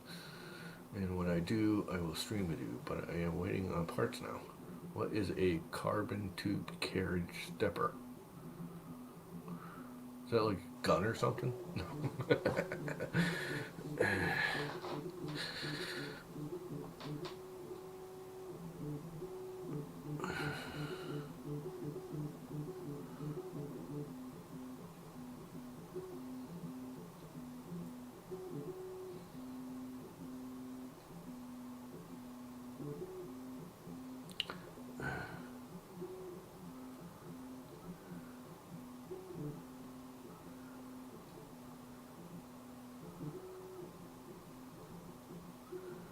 I think I got to change that box because I'm noticing it's running very quiet right now. I mean, it's not super quiet, but it's pretty quiet in comparison. Because I have those, they're 2208s, but I have them on the less quiet setting with more power, whichever, I can never remember which one's which. But I noticed yesterday, after I run it, and it starts heating up, I think I got to take the front cover off of it. I think they're getting hot because it starts getting louder later and later in the day. I have a feeling my stepper drivers are overheating mildly. I mean, there is a fan on it, and it's pulling through, and there's plenty of cooling, but I have a feeling I don't think it's getting enough cooling. 2208s run a little hot. I have a feeling that case is cooling enough, but it's not cooling. There's not enough air flowing over the actual stepper drivers, even with the heat sinks on there. And that's not the best. That was I whipped that case together way too fast. It's way too big. It's unnecessary. So I need to design another one. The problem is I'm running out of that bright orange, mystery orange from Printed Solid. I don't have the money right now to buy more. And the money just got less around here. So I go back to work, but coronavirus. Nobody's working. Pizza place is open again. I thought they were shut down completely, but I guess they were just closed. Both pizza places closed Easter Sunday and the day after Easter. Which, in all reality, if I was a pizza place, that would be a day I'd want to be open. Actually, I've known the guy who owns the local little... There's 2 pizza places now. There's one that's fairly new, and one that's been there since I was like 10. There used to be an ice cream store before that. And it's funny because he never used the wing that the ice cream store was mostly in. It's kind of weird. Anyway, the ice cream store used to have service windows and everything, and now that's actually what he's using. I was chatting with him yesterday when I went and got dinner because I didn't feel like cooking. And he says, business is actually pretty good. I mean, it's not great, but he's doing all right because he actually has less overhead because he's not even turning the lights on in the main dining room. He's got the old ice cream shop window because the ice cream shop used to make their own.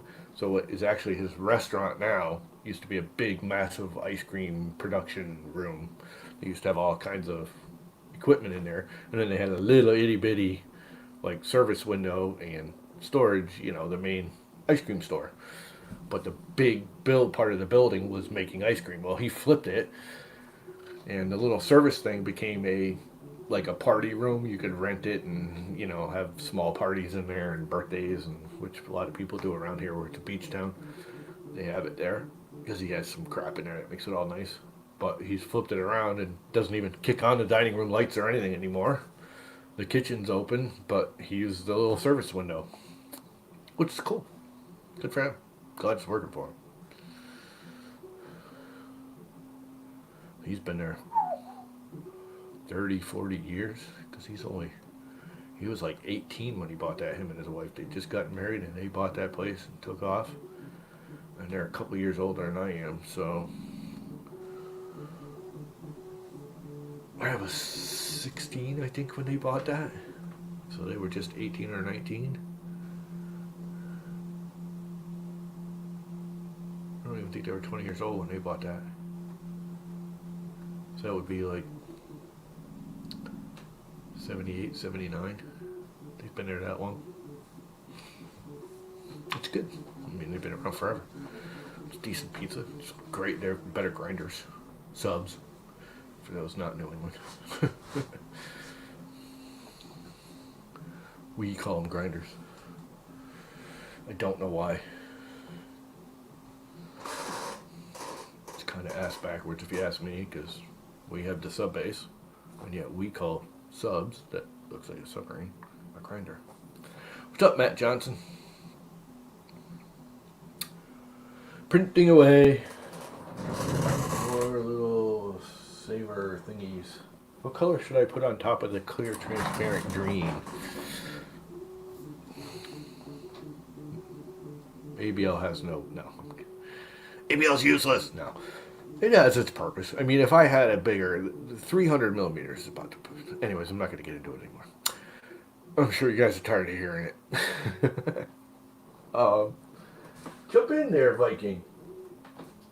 What color should I put on top of the transparent green?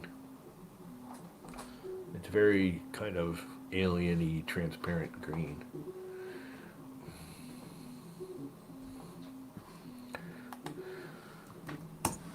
Anybody want to jump in? Nah, I'm not going to get into it anymore.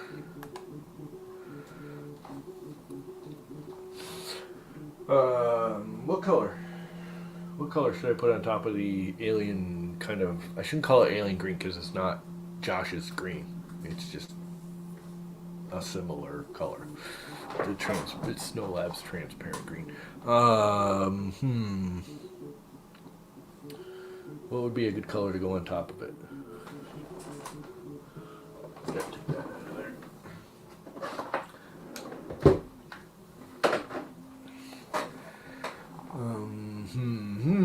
What color? What color should go on top of the green? Yellow, you think? I did a bunch of yellow ones already, though. I did a bunch of green ones, too, but just not semi-transparent green. Blue? Yellow? Why did they really clash? I was thinking like orange or red. They're like right across the color wheel, right? Green and orange, aren't they directly across? Gotta remember my damn color wheel now. Between blue and yellow, so red. Blue might be cool. I have a transparent blue that I can put on top of the transparent green.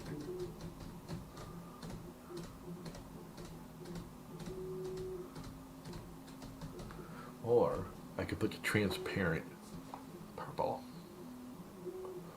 Ooh, purple on the transparent green. Transparent purple. It's Jimmy. It's one. Beautiful. Good morning, guys. What is up? Well, I thought you were going to focus that damn thing. Oh, what the hell's that? Something just went flying in front of it. something went flying in front of it. Alright, we're voting. Transparent blue or glass purple, which is actually more of a pinkish purple. It's kind of pinkish when you print Hey, it. Viking. I don't know, I kind of like the blue. I don't have any transparent yellow. I could put yellow direct on top of it, which might look cool. Hiya, Chris. Hey, Viking, take that headache you got and give it to somebody you don't like. How'd you get a headache? You been listening to me all morning? uh, blue or purple? Those are our choices. Everyone vote. Blue or purple? What's it going on? It's going on the right now. It's printing with like a radioactive green. I keep calling it alien green because it's very similar to Josh's greens, but it's not Josh's filming. Um, Purple. I wish I could. I wish that's the only thing I really want. I know they aren't great. I kind of really want one of those G Tech mixing ones where I could take these two and mix them together in the nozzle and get like a mixed color. I think that would be awesome. That I think that mixing of colors would be is more cool to me than like the palettes and stuff that just spit out I like one the color purple. after. Yeah, it's like a glass. It's more pink. The camera's not really showing it as well. Actually, well, it's pretty close to it. It's pretty close to the actual color. It's got a pinkish hue to it. It turns more pink when you print it because it gets thinner. It's Boy, a did I pretty get cool lucky color. shopping today. They're both eSun. You got lucky shopping? I got IPA, 6. Really? and I also got Hot Wheels, a set of Hot Wheels 52nd anniversary cars. There's 6 of them. And then they do a special one, like gold color plated, which are very rare, and I got 3 of those.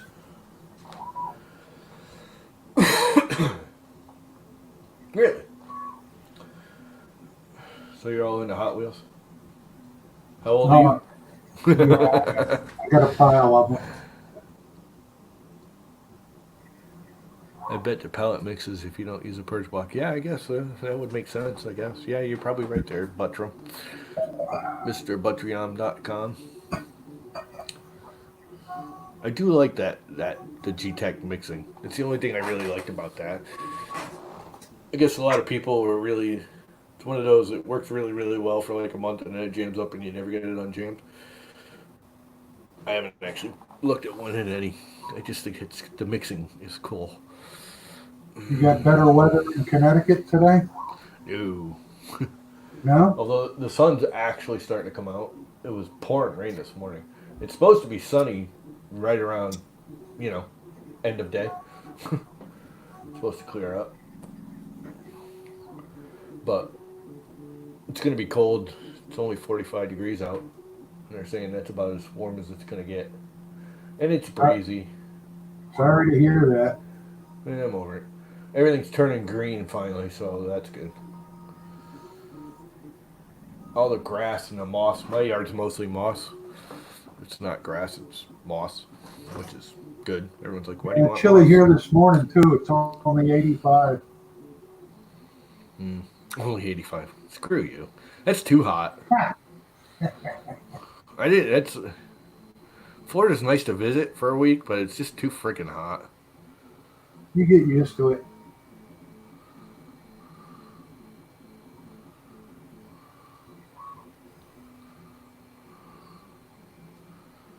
No, I lived down there. I lived in Miami for a couple of years. Didn't like it.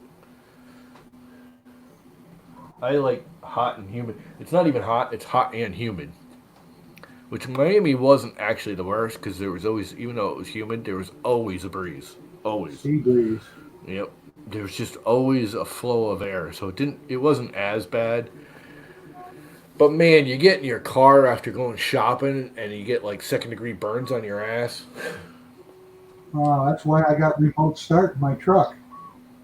From hundreds of feet away, I hit the button and it starts up and cools off before I get there. Yeah. It's just too miserable down there.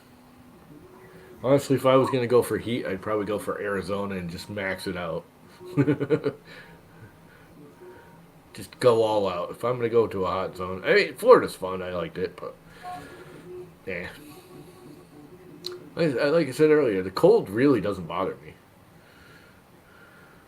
I don't like snow. I frickin' hate snow. It's just sloppy and slushy and messy and frickin' ruins everything. And then it melts and turns to mud. Makes it even worse. Don't like it. But the cold, I mean, as long as my feet are warm, I don't mind the cold.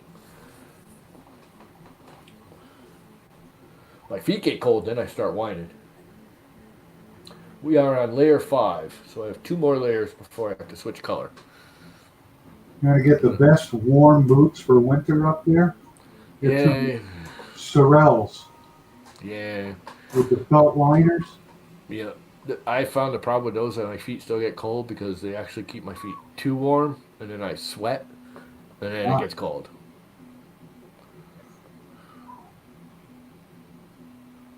I used to work outside in the winter up there. Those were the only things that kept my feet warm. Yeah, yeah. Yeah, Mr. Buttram's making fun of me again. He's just such a butthead.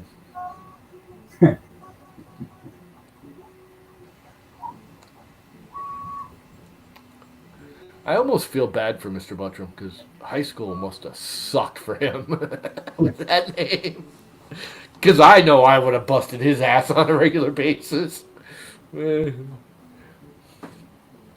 he takes it pretty well, I'll give him that. So he must be pretty used to it. I'm sure school was not the most pleasant place with that name.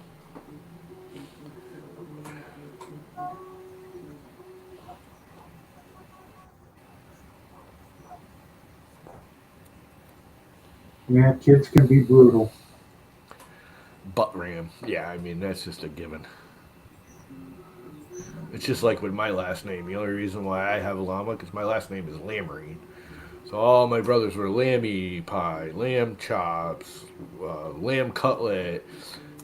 I got 4 older brothers, so when it came to me, and I got into like junior high, and all my friends were like, "Well, we can't call you Lammy, we can't call you lamb chops, we can't call you whatever." And me and a friend of mine were in, I think we were in English class, and we just smoked a big fat. I was a big pothead back in high school. We just got really, really stoned. Got into math class, and he goes, "I got it," and he writes on the wall with a permanent marker. Now, also this high school, we were the first class to go 4 years in the new high school. We got a brand new high school, and he's writing on the wall with a permanent marker, "La la la la la llama dick," in big letters on the back wall. Of we hadn't been in this building a month. Needless to say, we both got suspended for a week. Yeah, we got to go into a brand new school my freshman year. What Yeah, a mistake. so We that's how I found out got that you llama. pull one loop on the carpet and then run with it, it puts a run in the carpet all the way down. All I, wa- 600 feet of it. I was a pothead. I'm not anymore. More because I can't afford it. It just got to the point where it was a waste of money. You screwed up in that school too. If you took the inside doorknob off and then closed the door, they couldn't get out of the room. Oh, this school was. I mean, the school building was actually kind of nice. It was all new. It's a piece of crap now because it's 30 or 40 years later. But the only thing that really sucked is they first built it. They rushed because it got behind, as it always does. So they had ordered these special dividing walls because it's actually one big open building. It's huge, and then all the walls were designed to be movable. Like cubicles, but bigger and nicer, but basically cubicle walls. They have a little track on the floor that they clamp down, and it doesn't even screw down; it clamps down. And then if a math class needed to be bigger the next year, they could make it bigger, and the classroom next to it could lose a little. You know what I mean? So the walls were all movable. It was actually kind of a cool idea. So the school was expandable in a way, or adjustable. But they never got the original walls right away. So they bought these cheap, like regular, everyday dividing walls that were 9 feet tall. The problem is you could literally like tap on the wall, and the guy on the I mean, you could hear the teacher in the class next to you if you're on the back wall. it was just terrible that first year. The second year they had all the proper walls in because they were all, they're like 3 inch insulated, steel clad panels. They were 10 by 4 foot wide or whatever they were. It was a cool design. It was a cool concept. I actually liked the concept that you could, move the walls around and change class sizes depending on student availability and demand. We had the folding walls where you could turn one Yeah, classroom into two. I kind of agree with you now, Joe. I'm not big on. I can't. I used to eat Percocets when I broke my neck. I used to eat Percocets like frickin' chiclets. Can't even touch one now. They try and give them to me when my neck freaks out, and I'm like, don't even bother with the Percocets. Don't want them. Like, what do you mean? Kill the pain. It's like, yeah, but they make you all like jittery and hyper, and don't like them no more. I'd rather deal with the pain than deal with that. Makes me all anxious and pissed off and hyper. Can't. I mean, I even tried like breaking Percocets in half. I just can't touch them.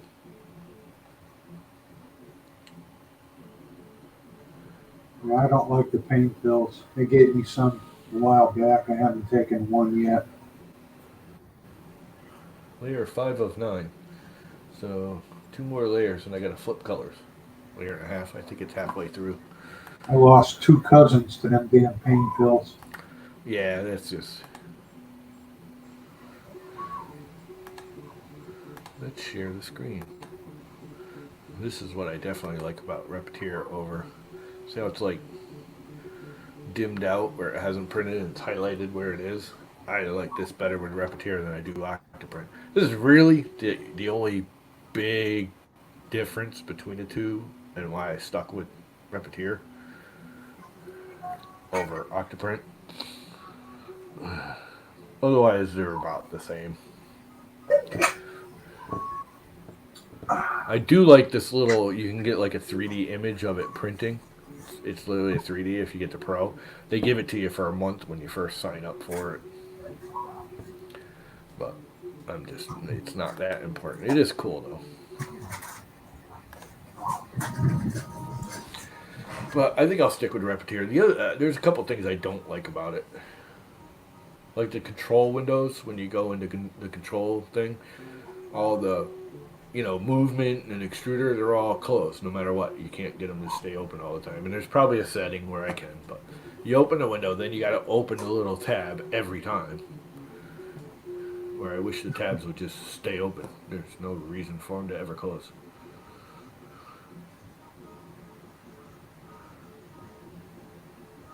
Oh god, we got a freaking troll on Twitch. ND review. Whatever. Looks like it. Yep, probably. It's alright. We'll get a laugh out of him.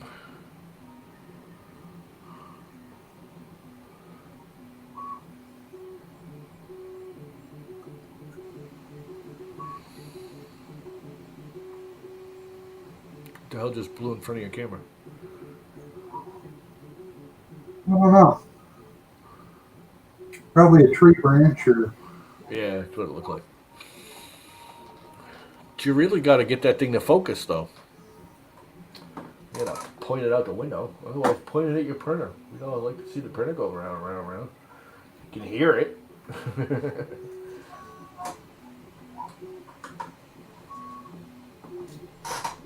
That's my cursor that's running today. The other thing that's kind of cool with the Repetier, you guys can't see it, but on the screen, it scrolls in the message area. Like right now, it says ETE 24 minutes and 57 seconds. Tells me what layer 5 of 9, and it'll scroll around, give you an ETA to finish. Stephen, Like Tupperware would be ETA clearer than my 14, window. 45, 24, day 15.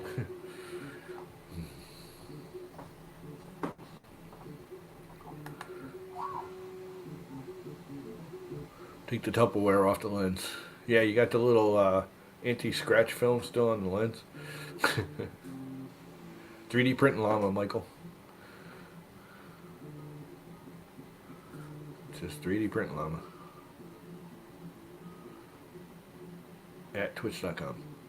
Well, I went to Super Target this morning. Man, that store was dead. Really? The stores here have not been packed, but they've been full every time I go. I haven't gone in, well, I went last week. When did I go last week? Thursday or Friday? I think I went Friday. Morning. And I've noticed the elderly people are all the ones in the stores. Aren't they the ones that are supposed to stay home and have, young people shopping for them? We got special hours down here. Yeah, they do too. But I don't go during the special hours. I actually can because it's 55 and older, and I'm 55.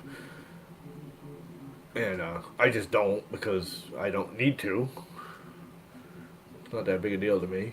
So I always go about 8 or 9 because they open at 6. 6 to 8 is 55 and older time. I'm trying to save them. I go there though at 8, 9, 10 o'clock. What the hell is that? It's like an orange branch. What's orange? Good Maybe question. The hell was that just blew in front of it? That was kind of bizarre looking. Anyway, yeah, I don't go. And every time I go, it's like everyone there is like 60, 65, 70, 80 years old. And it's like 9, 10 o'clock. It's like, why are you people going in the morning? Probably because they can't get up. Down here, we call them good ops.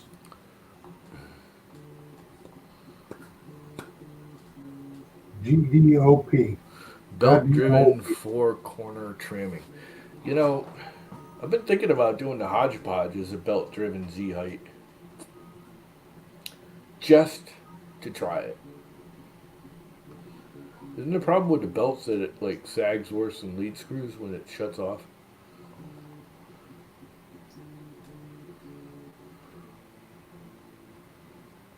Michael's over on Twitch.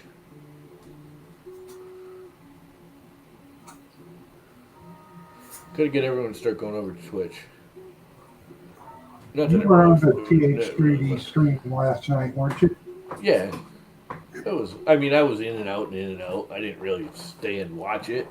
I just had it playing and was goofing around my room. Tim's like the It was funny. It was interesting. I mean, it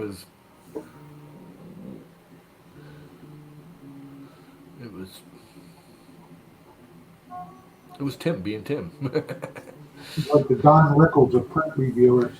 Yeah, I wouldn't go that far, but it was fun. I mean, as long as you took it lightheartedly, it was fun. There's people that get all upset about it. I'm sure he'll get repercussions from, what's up, Robbie Mac, from people, thinking he's being all serious. But I don't think a lot of people know that the second image I sent him was his own. Because he originally looked at it and went, oh, that you're just trolling me, Lama. I'm like, no, have fun with it, dude.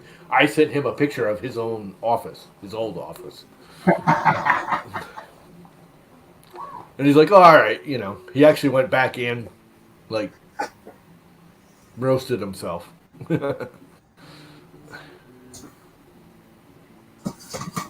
Yeah, it was cute. I mean, it's him being him. He was obviously overdoing it, even for him. I mean, some of the stuff he was picking on, I was like, he's good at picking out crap on pictures and just going, some of the hand lotions and.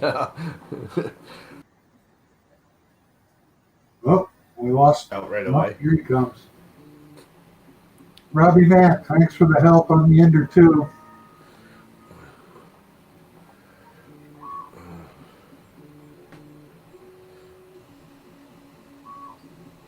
We are at layer 6 of 9. So the next layer. Might already be doing it. I thought it was 7 that started doing it. Let's take a look.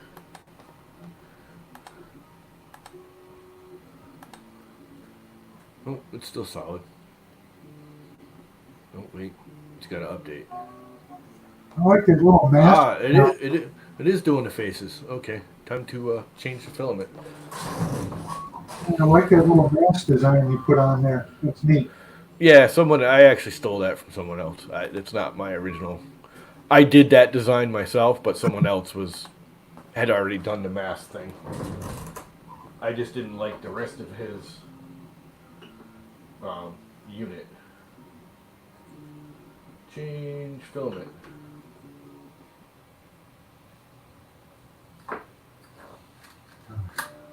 Well, let's see if we can do this easily without any jamming issues. Nozzle heating. Nozzle's hot already, you dumbass.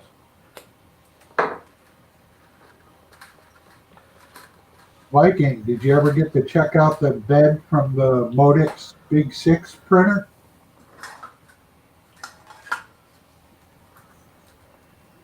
Wait for filament unload.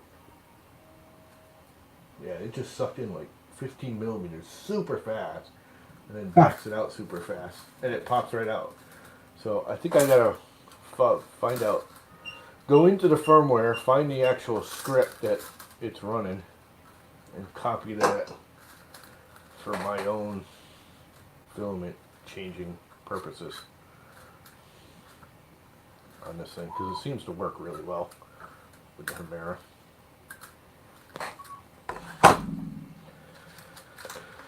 Ba-da-ba-da.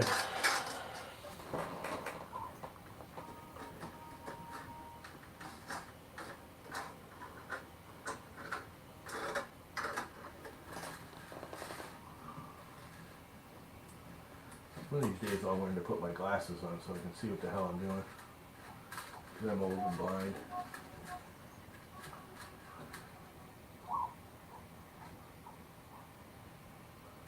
Come on. Heating nozzle. Yeah, Viking, that's one of them Mic 6 plates or something or other. Expensive printer.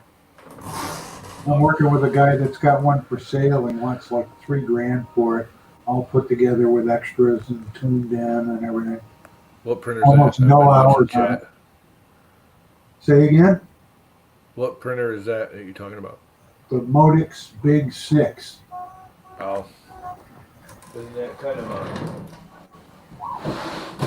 I think they're made in Israel. nozzle heating? Why didn't you just keep the nozzle hot while I was switching the filament? I don't get that. I gotta rewrite that script a little bit. Insert filament. Press any button. Waiting for filament purge. You're not taking filament. Why are you not taking in the filament?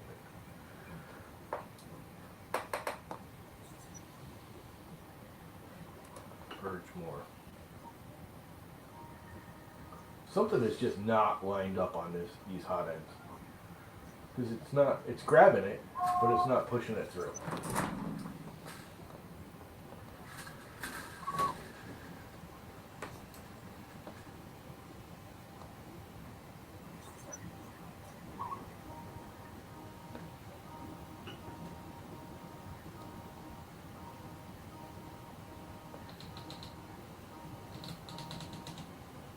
It's just not pushing it through. Yes, Viking, it is an expensive printer.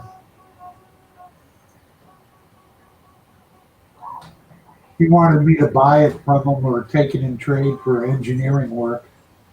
So it's nice, but I got nowhere to put it. I gotta figure out what is going on with the alignment here. Something is just not lining up because it's grabbing the filament. There it goes. Now it's pulling it in.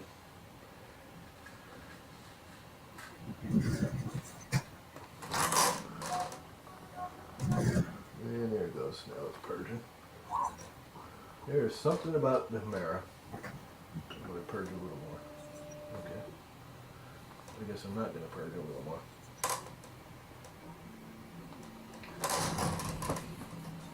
There's just something about the alignment of the gears on the Hemera that's just not right. And it's not just the Hemera. I had the same problem with the Bondtech. It's that dual drive gear thing is just not It's really great when it works, and when it doesn't, it's a nightmare. Yeah, my dual drives get into a fit every month or two, and they just, Yeah, they're too sensitive to dirt and dust and crap. I pop the door and blow it out of there and blow all the Yep. crap out, and then they work Which fine for a while. Yep, which you can't do on the Humera. That's the only downside of the Humera is you got to rip the whole thing apart to get to those gears. And it's Which so is much kind of fun a to pain in take the ass. apart. It's not really that bad, other than everything is almost too tight, so it's hard to get it apart. You almost feel like you're gonna break it because you got to put so much force on it. Is it actually printing? I don't see any purple. Yeah, it is. Transparent purple on top of transparent green. How much you want to bet it's going to turn into transparent mud?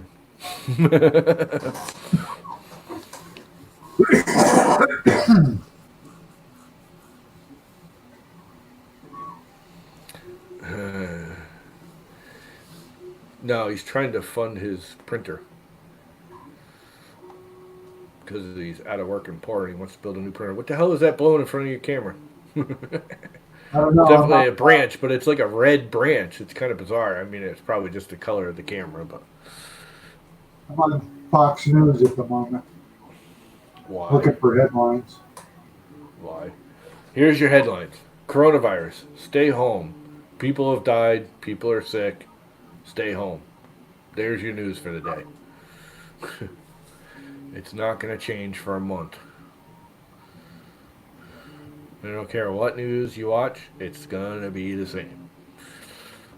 Some are going to tell you that it's all Trump's fault. Some are going to tell you it's freaking conspiracy theory. Some are going to tell you it's nobody's fault. Some are going to tell you it's all crap. Just turn it off. Ignore it. Wait until the virus goes away. I like to check every once in a while. Sometimes they get a good story.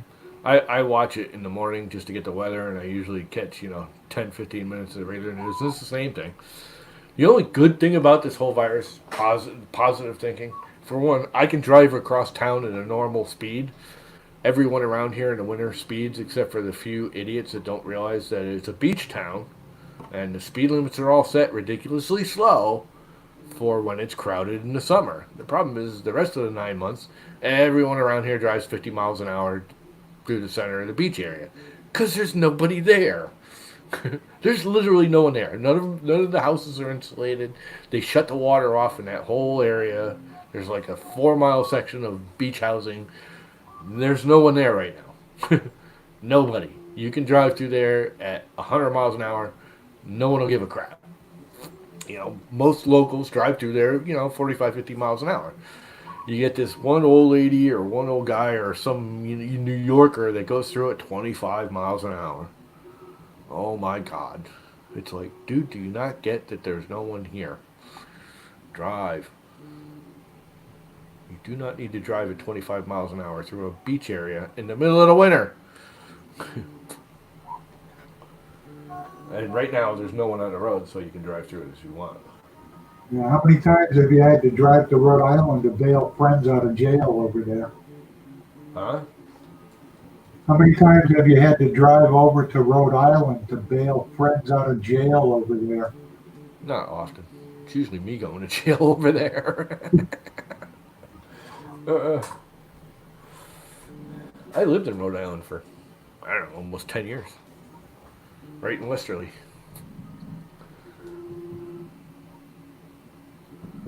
And I worked at Lizer Sound. You were up here. Remember Lizer Sound? No, that one I don't know. It was an electronics store. It was a mini chain pretty much throughout New England. There's a bunch in Connecticut, Massachusetts, a few in New York, one or two in Vermont, New Hampshire. Do you remember Custy's restaurant in Rhode Island? No. Where was that at? It does sound familiar. That was the all-you-could-eat place. It was expensive, but they had everything, and you could get whatever you wanted as much as you wanted. No, I really didn't go to Rhode Island much, even though I lived right in Westerly, and it's literally, I could walk to the border in about 10 minutes. That's how close to the Connecticut border I was in Westerly. I was right on the edge. And, you know, I grew up here, so anytime I went anywhere, I came this direction. I didn't go deeper into Rhode Island. What's up, Devin? Good morning, Devin. Yep, it's kind of a nice mud brown. Let's see if it stays mud brown as it builds up layers. Purple and green transparent make mud brown. I didn't think about that until I actually loaded it up and started printing with it. I was like, oh crap, I should have used the blue. Who suggested the blue? Somebody suggested the blue. The blue probably would have looked nice on the top of the green. It would have given that nice sea greeny kind of look. Oh well. A little mud brown on top of some fluorescent green. Transparent. Oh, It will be different, that's for sure. I should Well, probably release this file because people have been actually liking it, even though it's not really my design. I mean, it is. I designed it, but it's copies of everyone else's, and I kind of blended them together. hey, Lana, do you remember that concert venue in New Haven? What was it? Frog's Place? Toads Toad's Place. That's Yeah. it. used to go That's there all still the time. open? Yep, Damn. it was still open. It's closed now. Everything's closed now. They closed for like 6 months after that big fire that killed everyone there concert in Rhode Island because they had the similar promotion and setup and everything, and they were worried about the fires there, so they had to install the fire crap after the what was it, White Snake or whatever concert that killed everybody Yeah. when the place went up. And that's they were owned by the same people, from what I understand, the same corporation. How about the Shabu Inn? I never went to the Shabu. I used to go to Windjammer every year. The only time I'd go is the end of the year, and they still do it, even though the bands are different now. But you remember Windjammer in Westerly? Did you ever go there? No, never been to that one. It's a concert hall / bar right on the beach, like literally on the sand.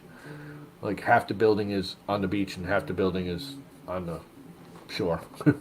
But every year they have the 1st of November is their last concert, and every year it was Outlaws and America. Every year, those two bands played there every year and closed it. That was their last concert, and you go in there with like, because you're on the beach and it's November, so everyone in there, and there's no heat in the place. So you're in there with like big heavy down coats, and the wind's freaking whipping through the building. You know, I mean, it's a building, but it's not like airtight in any way, shape, or form. It's mostly just like 1970s storm windows for windows and everything. It's a cool place actually to go hang out in the summer because you can sit there and get wasted sitting on the beach. It's kind of Must have listened to WPLR back in the day. Yep, PLR's still around. They're actually part of CBS now. So they use all the CBS. Like, if you listen to PLR, you'll get the local CBS weirdo weather dude, traffic. I lived a couple of miles from WDRC. DRC. I remember them too. That and the one in Saybrook. Remember the old AM channel that was in Saybrook with that big tower just as you came across the Baldwin Bridge? I don't remember that You one. don't remember that big old radio tower? It was right on the side of the highway. That thing fell over about 5-6 years ago, and they didn't put it back up. It like fell over. It like hurt people. It was huge. It was an old AM tower from like the 40s or 50s. I think they put that up. You don't remember that? How can you not remember driving over to Baldwin Bridge? You were staring at that massive tower. Because the cables actually, if I remember correctly, the secondary cables went over the highway and were attached on the other side of the highway. I didn't make it down that way too much after we stopped going on summer vacations down at Crescent Beach. Well, you had to drive by it to get to Crescent Beach. You had to go up and over the Baldwin Bridge. Yeah, last time I was in Crescent Beach was probably in the mid 60s. Well, that was a long time ago. That was there though. I can't even remember the numbers, letters, call sign, whatever you want to call it for the radio station. I never listened to it, but that frickin' tower was huge. We used to stay in that old hotel that's directly across the street from Crescent Beach that they tore down a year or two ago. Yeah. They tore a lot of stuff down at Crescent Beach. Crescent Beach is one of those areas that they can't rebuild anymore. If you're right on the sand, you know, there's like 2 or 3 dozen houses that are literally like right on the sand. If they get wiped out in a storm, they can't rebuild them. Now, the way the beach is there, the nor'easters would blow right into there. Yeah, well, insurance companies won't pay to rebuild it anymore. Stephen, They won't insure 63 and a half, Stephen. them. Yeah, he's one of the few people around here that's older than me. Yeah, that's a nice mud brown. That's gonna be pretty. Not. Actually, it's kind of cool, but it's definitely a mud brown. Layer 8 of 9. The color will change too when I pop it off that bed because that blue's making it even more. Where they're transparent, you can see through it. You know what I mean? So I can't wait to pop those off the bed and see what they look like. So it'll be interesting.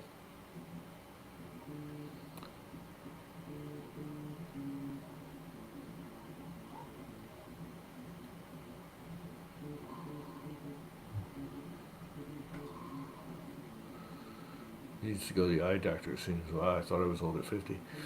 Yeah, you're not old. I'm older than that. Not a lot older than that.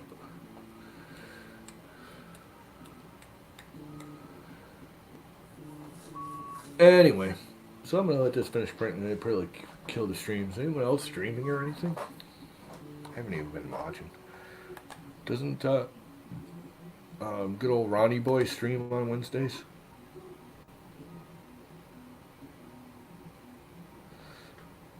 There's this 3D printing llama dude streaming. Ron should have been on this morning. Holy crap, that girl's got googly eyes on her breasts. Okay. Do they jiggle? I don't know. I don't. Clickbait. Clickbait on frickin' YouTube. I just don't even bother clicking on it anymore. Because it's just clickbait. Half the time, you know, that's what pisses me off when they do the clickbait and they don't even give you, like, the image of whatever you got clickbaited for. You know what I mean? It wouldn't even bother me if, like, they had this hot chick half naked. If they actually showed that hot half naked chick. They just never do. They're just literally, it's a thumbnail and that's it, and it has nothing to do with the actual subject matter. That is seriously bad clickbait. At least show what the people are clicking on. You know? If you're going to be frickin' rude and clickbaity, you might as well give the people what they're clicking on. Then they'll come back. Right? That doesn't sound good, Mr. B. Hope he's all right. Who had a sore throat? Ron. Oh. Yeah, he was on, was it a day or two ago? Because he released his filament coax thing and then he streamed that night. Or he's on somebody else's stream. Was he on somebody else's? I don't know. Robbie Mack, that's only for the War Maidens. I thought all Vikings had 3 nipples. Nope. Yeah, Marie should be on about 1 o'clock Eastern. Yeah. He's fun to watch for about a half an hour.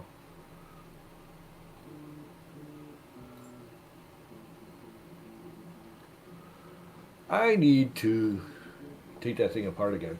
I seriously think I bent the heat break on that Emera, just a little bit, so that the nozzle's just not square, plumb, whatever anymore. Because it like makes ripples and it only does that one direction. The other direction it seems smooth. So I'm guessing something's not square. The nozzle is at an angle. Unless there's just goopies on the nozzle that burned on and I got to clean off. Which I've done that before. It is a hardened steel nozzle. And I am burning it really hot. I'm running it at 225 right now. With good old PLA, which is kind of unnecessary.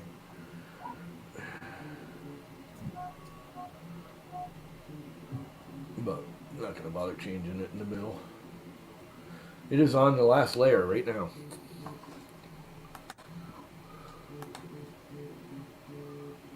Let's see what it looks like on the Repetier. Update, update, update. Come on.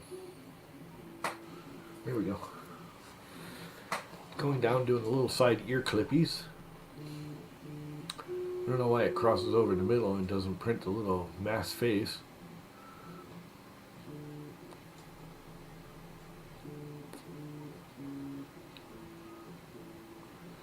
Yes, it's a big time waste doing a little mask face, but I'm sorry. I think it's awesome. It's cute. It made the little nurse girl out back real happy when she saw it. She thought that was the greatest thing. And right now, making those people happy is more important than anything else.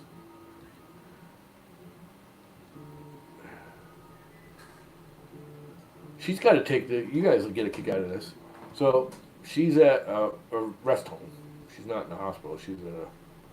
It's a rehab center. It's not actually a rest home. It's both, but whatever. She works the rehab section,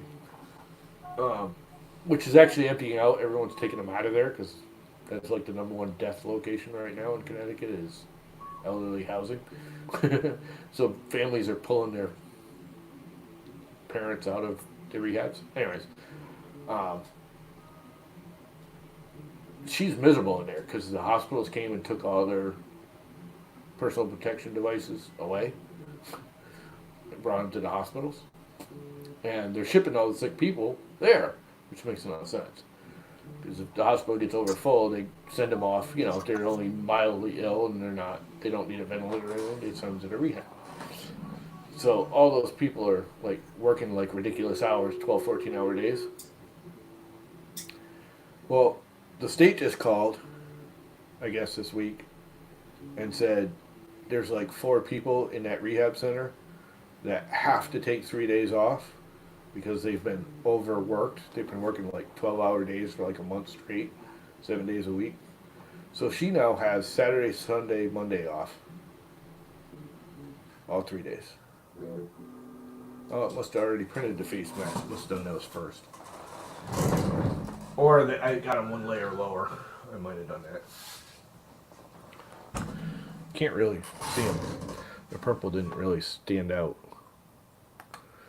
I mean, you can see it, but it didn't really stand out. Dee-dee-dee. Need to make the mask a little higher than everything else and then put down a layer of white and then some glow in the dark.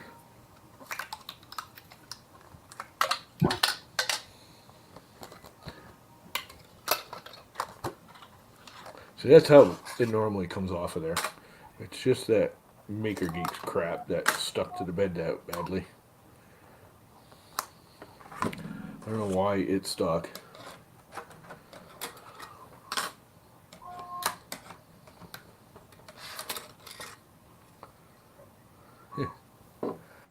It's cute. It makes them happy. So yeah, she's got the whole weekend off. She's like, let's have a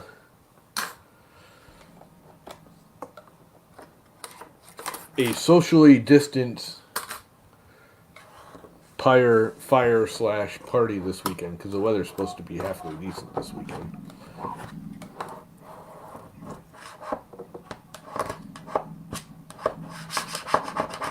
I think I got to spray some more of that Vision Miner crap on here. Because certain areas are sticking and certain areas aren't. I don't know if I got an even coat of it the first time. You know what? I'm just not going to dick with it because I just don't care. I'm done. Not printing anymore for a while. This came out alright though. They look kind of cool. A little masked face.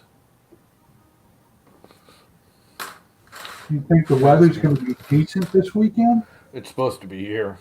Not great, but decent. Says 48 and scattered showers Saturday, Not what I heard. 58 on Sunday, Yeah, Sunday it's and of supposed course to be nice. 61 on Monday. Yep. And she's got Saturday, Sunday, Monday off. So like Sunday we'll have because we do it all the time in the summer. There's 3 houses. Her cousin lives out front. It's her and her mother live out back.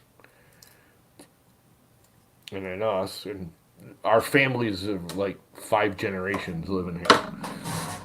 We've known each other for 5 or 6 generations. My mother used to hang out with their great aunt kind of crap.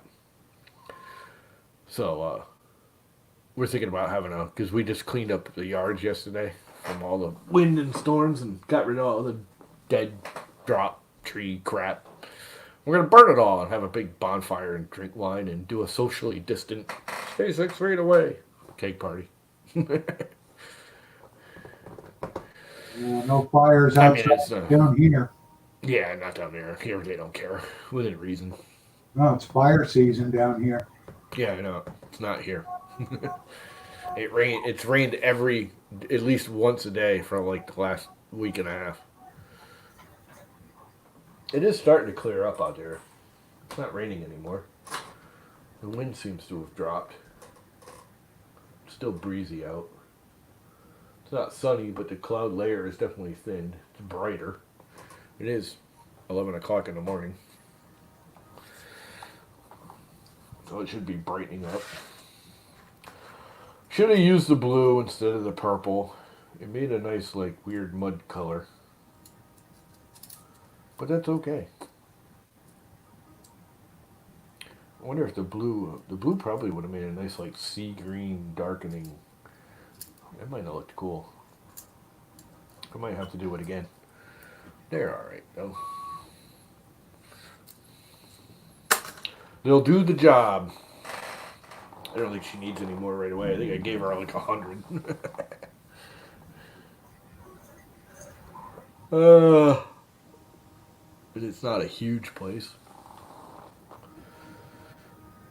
It's big. It's of the 3 locally, it's the middle one. I think Bradbrook's bigger. You ever go to any concerts at the Hartford Civic Center? Nope. I've been to one concert at the Hartford Civic Center my whole life. I went to a Yes concert back in, I don't know, mid-'80s. And it wasn't Yes, it was whatever, Buford, Wakeman, and Howe, or whatever it was, because they disbanded from the recording company or wherever they did. I helped working on digging the hole for that place. Did you? 60 feet below street level, 2.3 million cubic yards. My ex-girlfriend's father, back in high school, was the one that designed that building and got in big trouble when the roof collapsed. Thank God it was at night when no one was there in the middle of the night. You remember that in the 70s? I remember that. I had a buddy I went to high school with. He was a Hartford cop. He was walking a beat. He was walking by the place when the roof went. That About was 4 solid hours nightmare. after the UConn basketball game. Yeah. It was in the middle of the night during this. Yeah, I mean, it was a heavy snowstorm, but that thing should not have gone down. Can you imagine if they were doing that and there was people in there? What a mess. There would have been tens of thousands of people dead. They just devastated that whole Coliseum, the whole building, not even just the Coliseum, like the stores and everything got crushed. My dad's construction company worked on that place. He used to get free tickets all the time to that. I used to Yeah. go and watch the Whalers all the time. That was a major engineering error. We just dug the hole it fell into. Yeah. That was a major caduceus. Cadoo. Oh my God. A lot of people got yelled at for that one.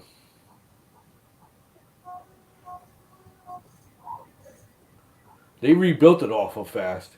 It wasn't, what, a year and a half till it was up and running again? Now the place is Hey, dying, Dan. what I hear. It is, ever since the Whalers left. It's the only Good net morning, supporter in Dan. that place. Morning, Dan. You came just in time for us to end it. I'm going to end it in about 5 minutes at 11 o'clock. Because I got to go do some crap and then make lunch and then do some more crap and then not be on here. I've actually been trying to learn like ZBrush Core. I have ZBrush Core and I've been trying to like spend a half hour to an hour every day just trying something new. More to get used to the app because it's such a weird interface. I don't know why they had to make the interface so weird. Why couldn't they just follow everybody else's interface? There's no improvement I see with their layout of, you know, the menus and stuff. That wouldn't have been any different than if they just left them like every other application in the world.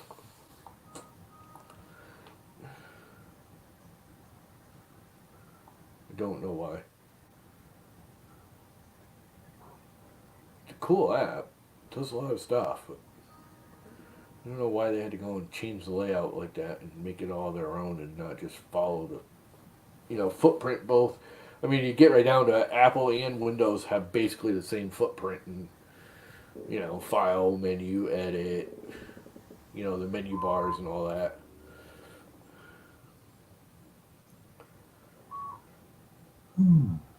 And all of that. So what are you printing? I hear those 8488s or 9488s or whatever zipping back and forth. It's a electronics box for my Ender 2. uh, Revision 15. Revision 15? Your revision or the actual modeler's revision? My Or revision. I designed it. Yeah. Cool. Oh, I was going to say, yeah, you do, you're a fusionistic kind of person. You're fusiony. I was working at Hamilton Standard 3 months after my 18th birthday. How do I know that? What is Hamilton Standard? Can't think of what it is, but I know the name. One of the first projects I worked on was I drew the housing that holds the gyros for the guidance system for the Voyager space probe. Oh. So you used AutoCAD a lot. No AutoCAD. Back then we had CAD-AM. CAD-AM? I never used that one. I was a good old paper and pencil guy up until, I don't know, mid-80s, early 90s.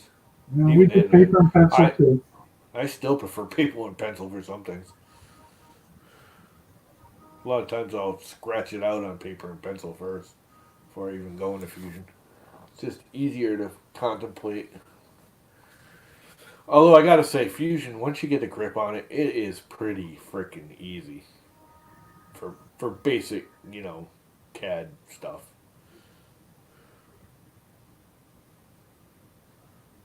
Yeah, I don't even bother scratching out ideas anymore. I just go right into Fusion and work in 3D. Yeah. I mostly like these stupid things I did right in Fusion, but if I'm doing something complicated, sometimes I'll hash it out on paper first, just to get an idea. Actually, a lot of times I won't even do it on paper. I'll do it on this. I'll just take my finger and scratch out on like a regular drawing program, just so I have an idea of what I'm trying to design. I don't dimension it or anything. I just kind of get what's in my brain on something visual, which is really difficult because my brain ain't normal. Hello, Sergio. What's up, Sergio? just in time for me to kill it, because I'm going to kill it now. Because it's 11 o'clock, and we've been going for 2 hours and 45 minutes, and it's time to go do something else. For one, I gotta go to the It's been bathroom. nice chatting with all you guys again this morning. Yes, it has. It's been fun. It's been real. It's been fun letting you guys bust on me about your stupid ABLs, useless ABL systems, and printing another 6 of these goofy little things that probably don't need right now, but they're there if they need them. And it was something to do. On the I'm smaller actually thinking about printers, I doing don't this. mind not having ABL, as long as I got a screw adjustable Z-stop. Yeah. Well, that's the other key is all I have screw adjustable Z on everything. But anyways, we're out. I'm gonna kill it. Have a Have a great good day, day, guys. everybody.